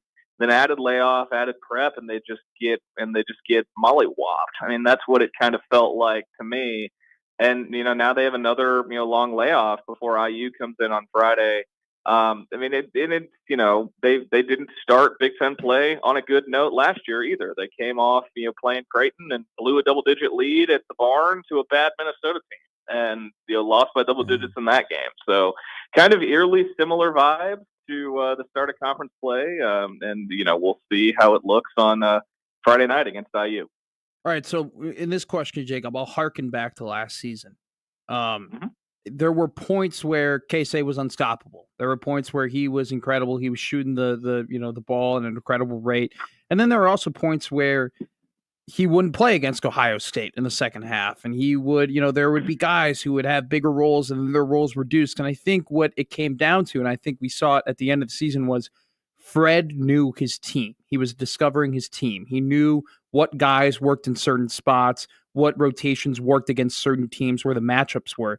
Do you think that he's still trying to figure out what this team is and where guys work and where to put certain guys in certain situations, considering the fact that they still do have a lot of new faces on this team? Yeah, I think it's definitely still a work in progress. I mean, just look at the sample size. It's kind of been a tale of two teams. It's been a team that looks like it's going to be a knockdown, drag out, punch in the mouth. 65 to 60 is where they want to play games. And then, in two bye games, let alone they are bye games against superior opponents, they get close to scoring 100 points. I mean, it's kind of been a tale of two teams. There's been, a varying sample size and, what, the potential, outcomes for this team could be. And I think he's definitely still tinkering with, rotations. And I think, some guys are definitely, close to falling out of the rotation. I think there are guys who, they're still trying to find the ideal role for. I mean, it's definitely still far from a finished product, and that's why it's still December, and no one's cutting down nets in the month of December. So that's why it's still a long way to go, a lot to build on, and I think Nebraska is still far from a finished product. Saturday, I thought Nebraska needed more Bryce Williams. When the season was being neutralized, they were getting hammered on the boards. That just seemed like an opportunity that Bryce just takes over. He becomes the alpha. Mm-hmm. Yes. Does he have that ability? I think I was saying the same thing. I think he does have that ability. And, I think this falls on Juwan Gary, too. I don't think Juwan Gary is going to, take over and, score points. But when you think of, and lead the team in points in a game like that, but when you think about, guys to fight and scrap on the boards, he's the first guy you'd think of, right? And in a game where you're getting, you're just taking right hooks, it felt like the entire time. Your two 6-year guys, they didn't really do a whole lot. And those are your vocal leaders. Those are your guys that you're supposed to count on. And, they, at the very least, you'd expect those guys to, at least try to set the tone somewhat. And, I think Bryce took 7 shots. I forget how many Juwan took, but it was a full on, those guys, they weren't complete ghosts, but the two guys that you'd want to fall back on to, right the ship, they didn't really do a whole lot on Saturday. Are you concerned about the rebounding, or is this just kind of a one-off? It's hard to not be concerned. Because on paper, you look at the personnel. I liked the matchup for Nebraska. I didn't know if they'd win, but the post depth that they have, the size that they have 1 through 5. I liked that matchup and their ability to turn the water off for teams in the paint, and that's just where they got it taken to them, whether it be on the boards or at the rim. They got it taken to them in the paint, and it's definitely a concern, and it's been a talking point for this coaching staff. They've talked about Fred Hoiberg has talked about the point how much of an emphasis it's been all off season. Heard about it at media day in Chicago. Heard about it multiple times since, and to see that be the result on the glass in your conference opener. It's tough for that to not be a point of concern. All right, they play before they get to PBA on Friday, which will be a huge day in Lincoln. Because isn't Nebraska Indiana basketball on Big Fox Friday night? It is. Big Fox at 7. And then 90 minutes later, Nebraska volleyball will be playing over at the Devaney Center. But Indiana, Minnesota play tonight. We'll have plenty of time to talk about the Gophers. But it is their first road game of the season. Indiana is a weird team. They spent a lot of money in the offseason. You're familiar with that program. Mike Woodson's team doesn't have they don't really play with a lot of urgency and consistency throughout the course of a 40-minute game. Thoughts on Indiana and what Nebraska will see on Friday and what kind of, I don't want to say a must-win game, but a must-bounce-back game? Yeah, I mean, Indiana's a big. I mean, we've talked about Nebraska's positional size. Indiana's a big team. Their backcourt is a little smaller than Nebraska, but when you've got Umar Ballo, Mackenzie Mbako, Malik Renault, I mean, those are 3 big physical dudes who I'm sure they're going to watch that Michigan State tape and be licking their chops, what they can do, what they think it looks like they could do inside against Nebraska. The thing with Indiana, the biggest question is their 3-point shooting. It's been, pretty much, I don't want to say non-existent, but it's definitely well below where I'm sure people in that state and fans of that program would like to see it. It's going to be a very interesting, clash of personnel, I think. And yeah, like you said, Indiana's first, road game. It's going to be very interesting to see how it plays out for the Hoosiers, who are definitely, I think, a weird team. Is a pretty apt description. They brought in a lot of guys who played good basketball at the power conference level last year, but trying to get them all to gel, get them all to mesh has left plenty to be desired early on in Bloomington. Couple keys, give them to me. What do they got? I mean, Gary's calling it not necessarily a must-win. I'm there with him because it's December, right? I don't think must-win games really happen until February. But this is a game where you can't afford to have another 37-point loss. You can't afford to have this fan base be dejected after another bad performance. So in need of a great performance against Indiana, what does this team have to do?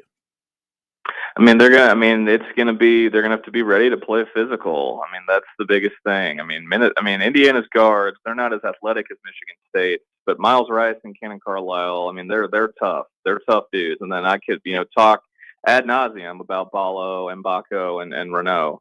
They're gonna. I mean, if I'm them and I'm watching that Nebraska tape and seeing guys like Jackson Kohler and Carson Cooper, do whatever they want on the boards and get into the rim, I'm sure that's going to be point 1 and point 1A for Mike Woodson. Looking at the scout is playing downhill, playing to the post, and getting inside. It's going to be very interesting to see. And I'm kind of with you guys too. I don't want to call it a must win, but I mean it's got to be. It's got to be a big bounce back, and the Friday night environment at Pinnacle Bank Arena, that's a rare Friday night game. I feel like they haven't had one of these in a while. COVID. So it's going to be. I'm interested to see what the energy is like in the building. Obviously, coming off of the result this past weekend, the long layoff, but I mean, I think there'll still be a good amount of juice, and Nebraska is going to have to give the fans in attendance a reason to stay juiced throughout the game on Friday. All right, asking for a friend who is a Mizzou grad, would it be fair or foul for them every time that they start a class period today to play Mr. Brightside? I think it would not be out of the question whatsoever. What a day in Columbia yesterday. What a day for the person I assume you're referring to, also who's a Mizzou grad. What a day for him yesterday. But what a day for the bird. How about every time they showed the students in the student section at Mizzou, everybody was given the bird. Yeah, and then ESPN choosing to leave like the mics on as Mr. Brightside played post-court storm at Mizzou Arena. That was certainly a choice, but one that I respected. What a day for Mizzou, and then we don't have the time to talk about it, but what a day for the SEC. I mean, SEC basketball is alive and well. Teams picked toward the bottom in Missouri. Missouri takes down number 1 Kansas. Vanderbilt takes down TCU. The SEC is deep and strong, and after yesterday, it's definitely alive and well. But if you're in Columbia, just play Mr. Brightside all day. I wouldn't blame you one little bit. Why not? Nebraska still partakes in that tradition as well. Playing Mr. Brightside? What was being said while Mr. Brightside is played. They still say, KU. Now, it did change. I will say, Bigalow, it did change for a little bit to CU for Colorado, But after Nebraska beat Colorado, there wasn't really that much angst amongst the people anymore. So I mean, it's still a tradition that hopefully will never stop.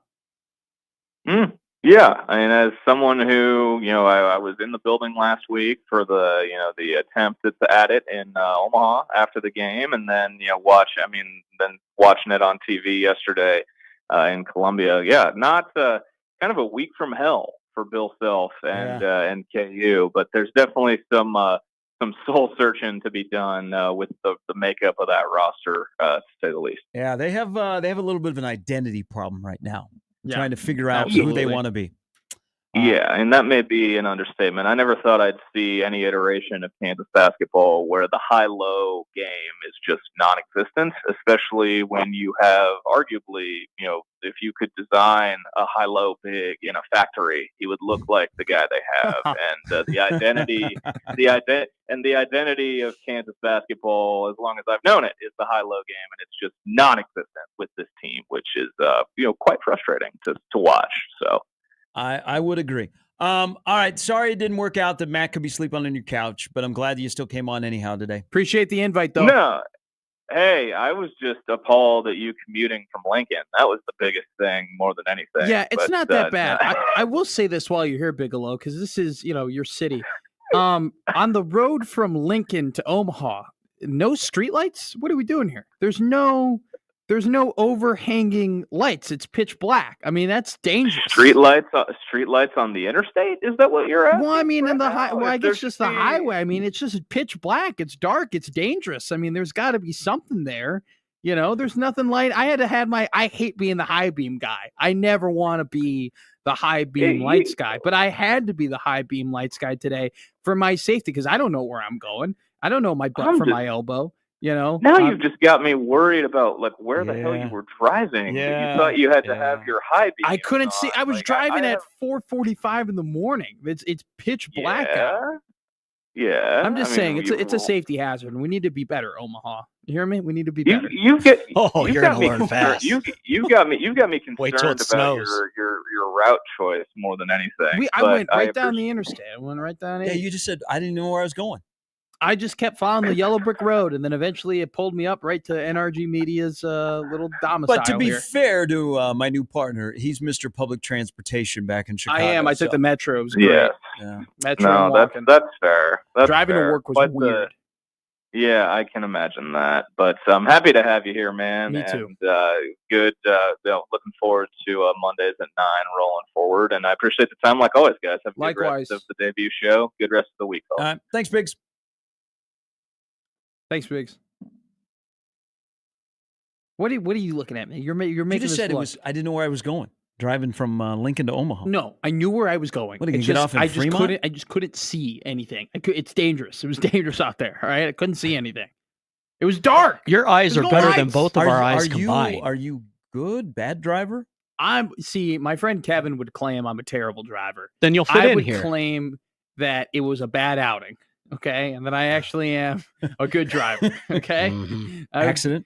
No. I just whipped the car around a little bit too much, and we were going too quick, and I was too distracted on the conversation we were having. But he would claim I'm terrible. I would claim I'm pretty good. My father would claim I'm good. My father says I'm the best driver in the family. Dads know the best, so I'll take.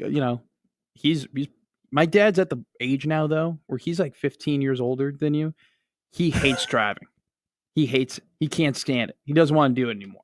He's just, for him to drive, he loathes it. It's it would have to be a very important, big situation for him to get behind the wheel. Okay. He's not 80, but it has nothing to do with his ability. Have you had that discussion with him about taking the keys away? No, he's a good driver. He just hates doing it. You're going to have that conversation, sounds like, sooner than later. He's in his early 60s. Okay. Yeah. You just made it sound like he was. No, he just doesn't like to drive. Okay, that's fine. He just doesn't like. There are a lot of young people that are eligible to drive that don't want to drive. Someone in the chat goes, Matt's dad is probably in his 30s. Close. Yeah, try it times 2. All right, when we come back, the portal is open, and Nebraska has a portal entry that is the top-ranked player in the rankings of players that are available. Who is it? Is it somebody new? Is it somebody old? Is it somebody that had a good year here a while back? All of that to come. I'm not looking at you. I don't know what you're doing over there. Landon Flynn, yes. It's Gary and Matt on 1620 The Zone.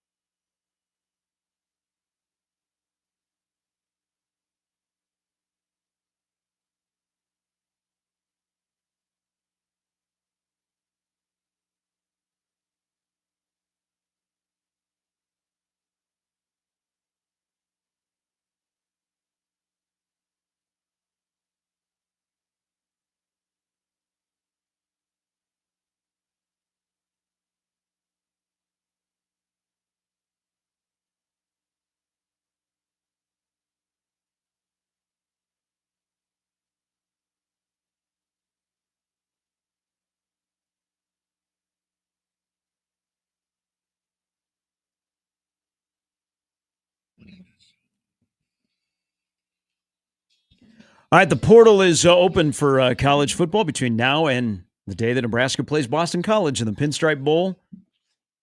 Nobody new that has officially entered the portal, but a guy that will generate a lot of interest because people are like, man, he just had one bad year, but his freshman year he was banger. He was highly recruited out of high school. Prince Will is the top-ranked player in the 24/7 sports portal ratings. He will generate a ton of interest. Mr. Butler is down to his final 3. Not a bad choice of the 3 to go with. He's got LSU, he's got Florida State, and he's got Texas A&M. 2 of the 3 with some type of a Nebraska connection that he is looking at. 2 of the 3. Florida State, Texas A&M. What's an A&M? The guy that's in charge. Oh, Alberts. I thought it was Texas Tech. I thought it was Texas A&M. I gotta go and look it up. That would be a weird. Well, it's okay. So even if it is Texas Tech, then there's a Nebraska connection there as well. What's that one? Garrett McGuire. Yeah, but he's Jamari. But that's different. Familiarity? It is A&M. Why did I think it was Tech? That was stupid. Do not put Texas Tech and Texas A&M together. I know. That's I fighting don't words know for why those I people. thought it was Texas Tech. There are 3 good choices for a 1-year rental. Good on him. I hope he gets paid well. Do you think I'm surprised it even came down to 3? I thought it would just be he's going to Florida State for sure. Well, I'm wondering if there'll be 3 and he'll visit. Yeah. Probably a negotiating thing. Prince will Jamari will do well in the SEC. And I guess the ACC, but he would do well in both those conferences. Prince will be very interesting to me because if he wants to be a full-time football player, then he can be really good. But there's more than just being a full-time football player on Saturdays. And that was his issue this past year. Yeah. He was in it to win it as a freshman, and we saw glimpses. And then he got sideways with his position coach and his defensive coordinator and his head coach, and he could never get back on track this past year. And as a result, he was not on the field as much, as consistently as he was as a freshman. But someone will go, okay, he had a bad year, we can fix him, and he'll be taken care of. So good on him. Number 1 ranked player in the portal ranking. There were moments for Princewell where he looked like, man, he's going to be a killer. Yeah. Man, he's going to be awesome. And then there were moments where it's like, definitely got distracted and definitely got pushed away and definitely moved away from what made him that effective player on the field. It's a tough loss. It's a tough loss for the team. When you lose a guy that talented, it is a tough thing tough pill to swallow. But I will say this, they have proven that they are able to recruit guys, highly rated guys, highly athletic guys in that position, in that area, right? Yes, you lose Princewell, but you got Vincent Shavers. You got Willis McGahee IV. You got guys there who are super athletic, who have a lot of the same similarities and qualities that Princewell had, and guys like Princewell had those flashes, had those moments where you're like, wow, these are true freshmen. These guys are really, really playing out there. And I'm excited to watch those 2 guys play against Boston College in the Pinstripe Bowl.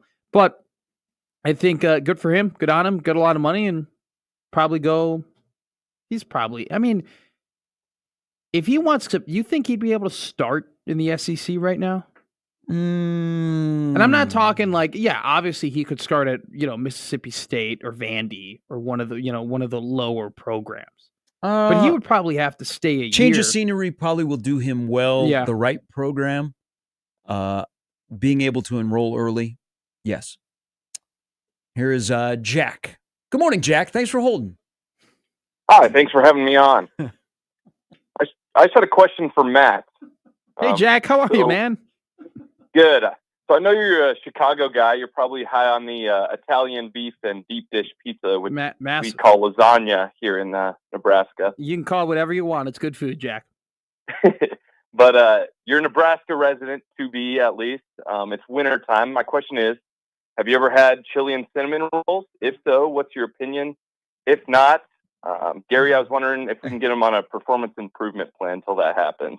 You're about to find out something, Jack. Jack, thanks for the phone call. Would you like to tell everybody what you're doing tomorrow? I'm having chili and cinnamon rolls. It's almost like Jack had some little birdie tell him that I was going to be having chili and cinnamon rolls tomorrow. So we're going to get a report from you. How did you avoid it in 4 years living in Lincoln?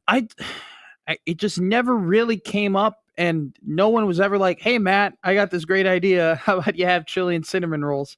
And if that offer was brought up to me, I would have said, no, I don't want chili and cinnamon rolls because it just makes no sense as to why they would go together. I don't know. They are separate. My question has always been with the chili and cinnamon rolls, what crazy human had the idea of like, you know what, this chili, do you know what would go well with this bucket of chili? You ever smoke weed? Cinnamon rolls. No, I haven't. Okay. That usually explains how these things happen. Like it just, it just doesn't. They're not together. They're separate. So okay, explain to me. Putting Do them you together. have the cinnamon roll is not inside of the chili? Okay. Do you take Well, a that bite triggers of them. one and then you take a scoop of the other? Or do you like cut a piece and then take a little dollop of chili, put it on the piece, and then eat that? I don't even know where to start. No. Okay. What do you mean you don't know where to start? That was a very simple question. I think you need to teach him. No, I don't need to Teach him the way to do it. You don't crumble the cinnamon What is roll your and put it in the opinion chili. on it? Are you a cinnamon on chili guy? I say that out loud. I want to throw up in my mouth saying that, I like chili. I think I make some of the best chili. Hey. But I don't always pair it with cinnamon Kevin rolls. Malone? No. I can hold on to my chili. Yeah. I don't normally pair it with cinnamon rolls. What do you pair your chili with? This is actually a legitimate question. What do you pair your chili with? Are you just a chili? I'm just a chili guy. My chili's good enough. It just stands alone. It does not need a cornbread. compliment. That's cornbread is. I would probably go cornbread over cinnamon roll. Do you know what I can't stand? When they start putting macaroni in the chili. Like they put. You ever seen that before? Like they do macaroni and cheese chili. It took you 3.5 hours to maybe have a typical 1620 the zone food take. That's bad. Is this it? Is this his first one? Does it count? Continue on. I've not heard of this before. Okay, so this is maybe this is a Chicago thing. So it's like they take the chili, you make chili, and then they make like macaroni and cheese, and they dump the macaroni into the chili, and so you have like a macaroni and chili, and then they lace it on top with a bunch of cheese, and so it's like you have macaroni in the chili, like the chili is a pasta and is like a vessel for you to have it. Chili mac, yeah. Okay. But it's not like chili mac. Hey, like Headley saying, yeah, Matt, it's called chili mac. No. It's not chili mac.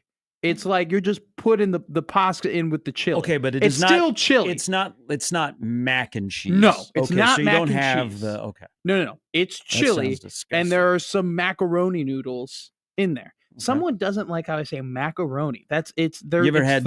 You ever had goulash? Skyline chili isn't a thing in Chicago. It's in Cincinnati. Goulash? What's goulash? Goulash. What's that? Google goulash.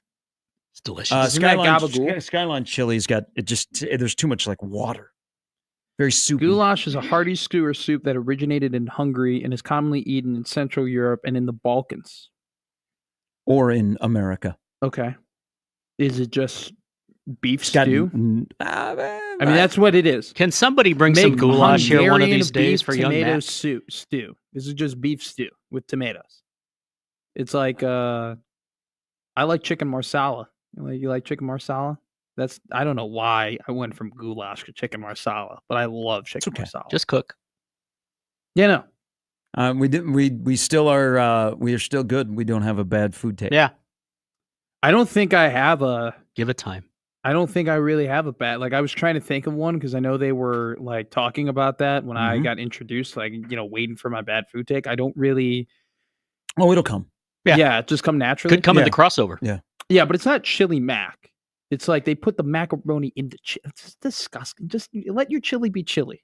Just let the chili. I'm with you. I'm on team chili standalone. Which is why I'm not putting cinnamon rolls in my chili. You don't put cinnamon rolls in the chili. Someone explained to me you dunk it. Someone told me you dunk it. I'm sure people do. It's gonna be elk chili though, is what I was told. Like they made this guy's like a real hunter, Nice. Like, he goes out okay, that sounds animals. great. Yeah, I know. I'm excited to have. I want to hear about the chili. Elk chili. Yeah, I'm excited about the chili too. Probably better than your chili. Probably not, but that's okay. Is this somebody you know or? Yeah, it's the guy I'm staying with. Oh, okay. I didn't know if it was a stranger. No. They wanted to welcome you with. This isn't a guy on P Street. He's not on P and 11th and being like, "Hey, man, have my elk chili." That's not going on. My UPS driver big Baltimore Oriole fan. We'll see what they do. Yeah, it's And, going to be a big winter off meetings are season open. for him. He said, I grew up with chili and cinnamon rolls, but not once have I ever mixed the two. So, but like okay, I just want to clarify. No, you're not mixing. So you Separation. just bite one, and no. You can do whatever you like to do. There is no scoop, bite, scoop, bite. I have a mix friend, it up, bite. I have a friend. His name's Alex Neal. Okay, he's a really talented producer, videographer. Went to school together. He once did a video on how to eat chili and cinnamon rolls, like for a class. Mm-hmm. And he was like scooping the chili onto the and like cut it, and like there's chili on the cinnamon rolls, and he's cutting and he's eating it. And I thought it was the most disgusting thing I've ever seen. But we'll see tomorrow when I have it. I could come back and report to you. I plan on dunking. And boom, boom. And we'll see what happens. Good luck. Elk chili does sound so really good. Headley's saying I have to alternate bites. I feel like that's just weird. I just don't. What added value is that? I feel like I'd get a massive stomach ache. Here is Rodney. Good morning, Rodney. Hey, man. Rodney. Enough of the chili talk, man. Thank you. I got limited time. You know how it goes, Gary. Hey, I know you're a busy man. It's good to hear from you. I haven't heard from you in a while. Yeah. Hey, man. Welcome to the city, man. Thank you, Rodney. I appreciate it, my man. Hey, but you got to watch yourself with Gary, man. He goes through co-host like a hooker with condoms.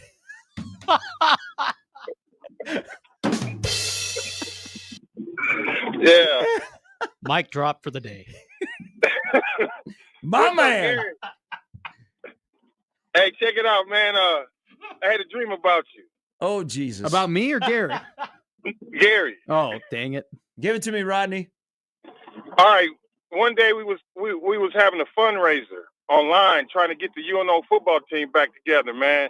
Okay. And we did it. Okay. So with the NIL, I don't see why we can't bring back UNO football and wrestling. It's just they're going down to 105 rosters. The extra could come to UNO or any other small college. Now, that is correct. Like Omaha, if they still had football, would be a beneficiary of a cut down. Yeah, so let's get on it, man, for real. I can only do so much. I would probably say if it ever happened, wrestling would be back before football. Yeah, it's a little smaller, smaller numbers. Size. Yep. But I think we should try to force the hand, man, because we need it back here, man. Yeah. Hey, I always appreciate our interaction, and I'm glad that you're still having dreams about me. And Matt. Yep. He's gonna stand you up on a dinner date, man. He's gonna say, "Let's go out to eat." And he already has, Rodney. Rodney already stood me up at DJ's. We were going to DJ's. All of a sudden, he just didn't show up. I was at the dugout all alone. Yeah. All right, Rodney. Rodney, we'll get together. All right, man. I'll talk to you later, man. My friend. Someone just said, "Oh, he delivered." The cinnamon rolls can't have frosting on them. But isn't that a cinnamon roll? If you have you can have cinnamon rolls without frosting. Oh, that might be my bad food take. Yeah. That is Stroud's crazy. in Kansas City. They don't put No, frosting on it. I've never had a cinnamon roll without frosting. The frosting's the best part of the cinnamon roll. Jimmy, the frosting? It's great. You just get a cup of frosting then. You put the. I mean, I'm not disagreeing that it adds, on the but cinnamon roll. See, I don't. I've need never the had a frosting for my chili. non-frosting cinnamon roll. I've never even heard of it. Listeners, ask Matt about a Chicago dog. Don't make it a salad. That's the problem with Chicago dog. You put, all that stuff turns into it all falls salad. out. I got you. No, I love sport peppers. You got to be able to bite the dog the proper way. It's either no tomato or no pickle. Yeah, see, I'm not a big tomato fan. See, but the salt, the special salt. Well, that's the one thing though. Like some people think they can take things off of the hot dog, but the problem is that you're taking the salt off with it. So if you don't be afraid, people get they're afraid to say no this or no that. Puff your chest out a little bit. Hey, no tomato, no pickle, please. And you got people heat it. Some people say yes on frosting, and see, you're making yourself feel right at home. Someone said something about Miller Lite, and I got excited. when you do this shift, it's actually 2-3 hours later, so you could have one and it'd be fine. Have you heard of Miller and Payne? What is that? Place in Lincoln. Before I even moved to Lincoln, that was known for their cinnamon rolls. They are still, I think, around. You might be able to find them in the grocery store, but they are legendary cinnamon rolls. Miller and Payne cinnamon rolls. I'll have. There used to be a restaurant in Lincoln that they would serve them, but it was a long time ago. It was before I got to Lincoln in the 90s. It was closed. Oh, right. Good to know. I'm learning. I'm learning every day. That's good. You're young. You're young, Matt. Yeah. Someone goes, I wasn't sure if I liked Matt, and then he mentioned Miller Lite. Hell yeah, brother. I gotta stop reading these YouTube comments. No, they want you to participate. They want you to talk with them. Play with them. You're like what am I like? Huh? Who am I like? You're like Ron Burgundy over there. There you go. Just reading the comments. I'm Ron Burgundy. Gary and Matt. It's day one. We got 18 more minutes to go on 1620 The Zone.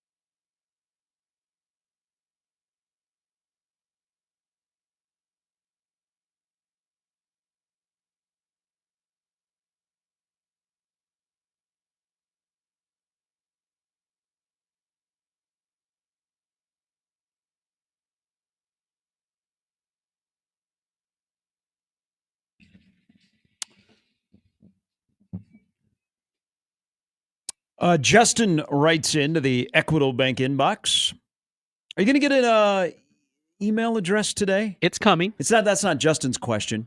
I should be. Ooh, what are you going to go with? I think, Matt at 1620 The Zone? I got That's I the got leading an email contender from someone. and on my Outlook that, or no, I got it from my Energy. I don't know because I already have a previous NRG. Oh, you know what? Hold on here. I think email. I have just found you. Uh-oh. Yeah, Matt McMaster at NRG or M McMaster at energymedia.com. That's But one of them. I don't know if that is going to be the permanent email. Like they might give me a Matt at 1620. Well, they both sync up. I will let Yeah. everybody know. Okay, I just sent you an email. See if that came through. Yeah, it came through all right. Okay. Go ahead. It's your first beer. It's your first day at the zone. Hey, all right. Cheers. Cheers. Cheers. There you go. All right. Justin does say he goes rice with chili. That's his go-to. I can get on that. Now, I that might be. I might dabble with a little rice and chili. I like that idea. I've not heard that before. Have you ever had just okay? This is not a bad food take. This is what my dad likes to do. Right? Mhm. He will just take a bun, okay, a hot dog bun, and just put chili in it. There's no Okay. hot dog in the bun, All right. but it's just chili and bread. You know what I'm saying? You're following, like, Mm-hmm. I love it. Do you like? I love a chili dog. Do you like Portillo's? I don't like soggy bread. Have you been to Portillo's? Yes, many times. So, like, I think the best menu item at Portillo's is a chili dog. I've heard that. I think that's their best. What they got going. I don't like chili on my hot dog. That's the a only bad. thing. That some people might say that's a bad food take. You don't like chili on your hot dog? No, I like my chili to stand alone. What do you? I like, don't need the dog in the What do chili. you like on a hot dog? I like mustard. Okay, and and that's about it. Except if I'm Oh going to my have a true God. Chicago dog. What are you, 6? No, that would be ketchup. No, what am I 6? Am I going to cut my hot dog up and have some beanie weenies? cut your hot dog up and then put chili on top of it. That's actually not bad. I've had that before too. Where you make me Who's 6? I love chili. By the way, as you enjoy the Yes, the Kelsey brother beer. Oh, this is the Kelsey brother beer. Yes. Wow, 95 calories. Thank you to Matthew, who dropped those off. Stopped by after the show Friday. Had a nice visit. Great man. Good beer? Not really, but thank you, Matthew, for providing Is this it a beer. good tailgating beer? Yeah, It's a great tailgating beer. I'm excited to drink it. I've heard good things. It's light. It's light. That's the point. I shouldn't have said it's not a good You just beer. spent 4 hours talking about Miller Lite, and now you're complaining about a light beer? It just This is I shouldn't have said that. That was my first mess up here. Wait till the It's doctor not says a to bad cut beer. back. It's just light. It's a light beer. It's a very light beer. It's also Miller 9:49 Lite's in got the a little morning. bit. Miller Lite's got a little bit of a tang to it. Read the can on the top. That's what it is. Beer flavored beer. Okay. I mess with it. I mess with it. There we It go. would be a good tailgating beer. When you say it, it'd be a great tailgating beer. The answer's But yes. you can drink a lot of these. Exactly. All right. Let's finish up the first day with young Matt. With Red. Smooth. Good morning. Hey, G Funk, what's up, my man? How are you doing? One of my favorite people in the world. Meet Mr. McMaster. Hey, I was wondering who. Hey, let me tell you what happened here, man. Yeah. Typically Monday's my day off, but I'm gonna go in for a little overtime, some year-end inventory I need to do. Sure. And so I'm driving to get my wife a matcha green tea with peach in it, right, from Scooters. Yeah. And who do I hear call the show is my old classmate, Rodney. Yes. And when he said what he said, bro, I almost ran into the lady at the back of the line. Hey, Red, I got a question for you. Do you agree with Rodney? Do I gotta watch over do I watch my 6, Red? Yeah, you need to watch it, homie. Okay. You need to watch it. You need to make sure you're strapped up at all times. Absolutely. Head on a swivel. I'm in a good state for it too now. Hey, listen, Gary's a good guy. You'll be all right. He'll take good care of you. But listen, where are you from, Matt? Real quick. I'm from Chicago. I'm from the northern suburbs of Chicago, Red. Oh, the Windy City. Yes, you a sir. Husker fan? You a Husker fan? I went to the University of Nebraska. So okay. that's That where I just qualifies graduated you, then. from. Yeah, I'm qualified. Gary was telling me, he goes, well, you're a Lincoln guy, which is crazy to me because when I was in Lincoln, they told me I was a Chicago guy. So we're transitioning, Red, but appreciate you, man. Seriously. All right, man. Well, listen, welcome back to your second home, man. Good luck to you. I'll be tuning in. Absolutely. Thank you, Red. Hey, it's always a pleasure to hear from you, Smooth. All right, man. Rodney's a G, man. Later. He is. I think I found my 2 favorite people here, Rodney and Red. R&R. We should have a segment. They should call in together. They're classmates. They are. Rodney's schedule fluctuates a little bit. Yeah. Rodney called in the day before Nebraska played in Dublin. Okay. He goes, they're going to be bubbling in Dublin. And I think we still have that drop. It's one of the best drops. And I just not do it justice there. But they are. Rodney and Smooth. Look at that. That's a sign. Your opening Yeah, day, and I those know. two guys. You start out with Nebraska ball, Mike. I know. What a great call. Wait till random Mike calls in. And where was Doug today? I'm surprised he didn't call in. Doug's upset because he didn't have an email address. then I You can't got email him. But the email does work. I got a call from a sweaty Cole Stukenholtz who's doing some rip curls at the Lincoln Southwest YMCA. So I think my buddy Alex Neal just texted me and goes, "Why am I getting multiple people telling me I'm being talked about on the radio?" Well, because he's a weirdo who eats chili and cinnamon rolls. Edley says you're not a true Nebraskan until tomorrow. I mean, it's fighting an uphill battle with these people trying to be a quote unquote true Nebraskan. I don't think I'll ever reach there. Are you a true Nebraskan? You're from Iowa. When I debuted on Thursday, someone's like, "Great, we got an Iowa and Chicago guy talking about Nebraska football." You're still an Iowa guy. Does that irk you a little bit? I don't know. I guess I was born there, grew up there. Yeah, you went to UNL. I haven't lived. Went to where? UNL. Oh, I think you said O. Oh, no, UNL. No, I haven't lived in Urbandale. When I moved away to college, I came back for one summer, and then after that, I just stayed in Lincoln. So I haven't lived in Iowa for a long time. Relatable. Over under wins for Scott Frost at UCF year one. I've already quit him. You don't want. Oh, I'm sure if they don't win, he won't take any accountability because it won't be anyone else. It'll be somebody else's fault instead of his. Duly noted. I mean, no, there was a part yesterday. I thought he was blaming Tom Osborne for strong-arming him to come to Nebraska. But, did he say that? Never did about, he say that? You got to go back. He didn't say it by name. But did he say that he got strong-armed into going to Nebraska? Just listen to some of the stuff he said. I will go and listen to that. Yeah. That's ridiculous. But you know what? Maybe one time, maybe just take some personal responsibility for a failure and move on. And I'm glad to see he's smiling. His presser was a lot more comfortable than it was in his first day in Lincoln. But those pressers, I'm going to tell you right now, my introduction to this school, to this program was his pressers, and they were rough. There was no energy. There was no want to there be was there. tension to begin with. He would show up an hour and a half late.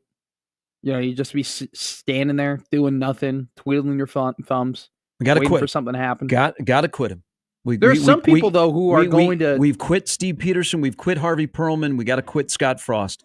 And people got to stop worrying about other things that are not Nebraska because Nebraska's got to fix Nebraska. And unfortunately, there are things that they are still digging out of from past regimes. But that's the way it is. They're going to have huge expectations at Central Florida. I hope for Scott's sake he can reach them. I'll be very fascinated to see. They are going to have big expectations. If he's learned lessons from here, and if he has learned the right lessons, and first and foremost surrounding himself with the right people, then he's got a shot. But I like to see people happy and smiling, and that's what I saw yesterday. And now I can go back to wondering what's going to happen in the Pinstripe Bowl. We got to quit Scott Frost. We eventually, I kind of thought of we've quit Bo. We still talk about Bo though. We still talk about Bo. I almost brought up Bo on Thursday. Mm-hmm. We gotta quit Scott Frost. All right. Well, that's how we ended the show. That's a good end. That's a good end. All right. We'll do this again tomorrow at bright and early at 6 a.m. Heck yeah, dude. Hey, I just want to say, I'm very, very happy to be here. This is an awesome first show, first of many, hopefully, and keep it moving, keep it rolling. Thanks to the YouTube comments. Thanks for the callers. Thanks for Bigalow, Bland, and Ben Audie calling in. It was a great first show. For Matt, for Jimmy, I'm Gary. Crossover's coming up next.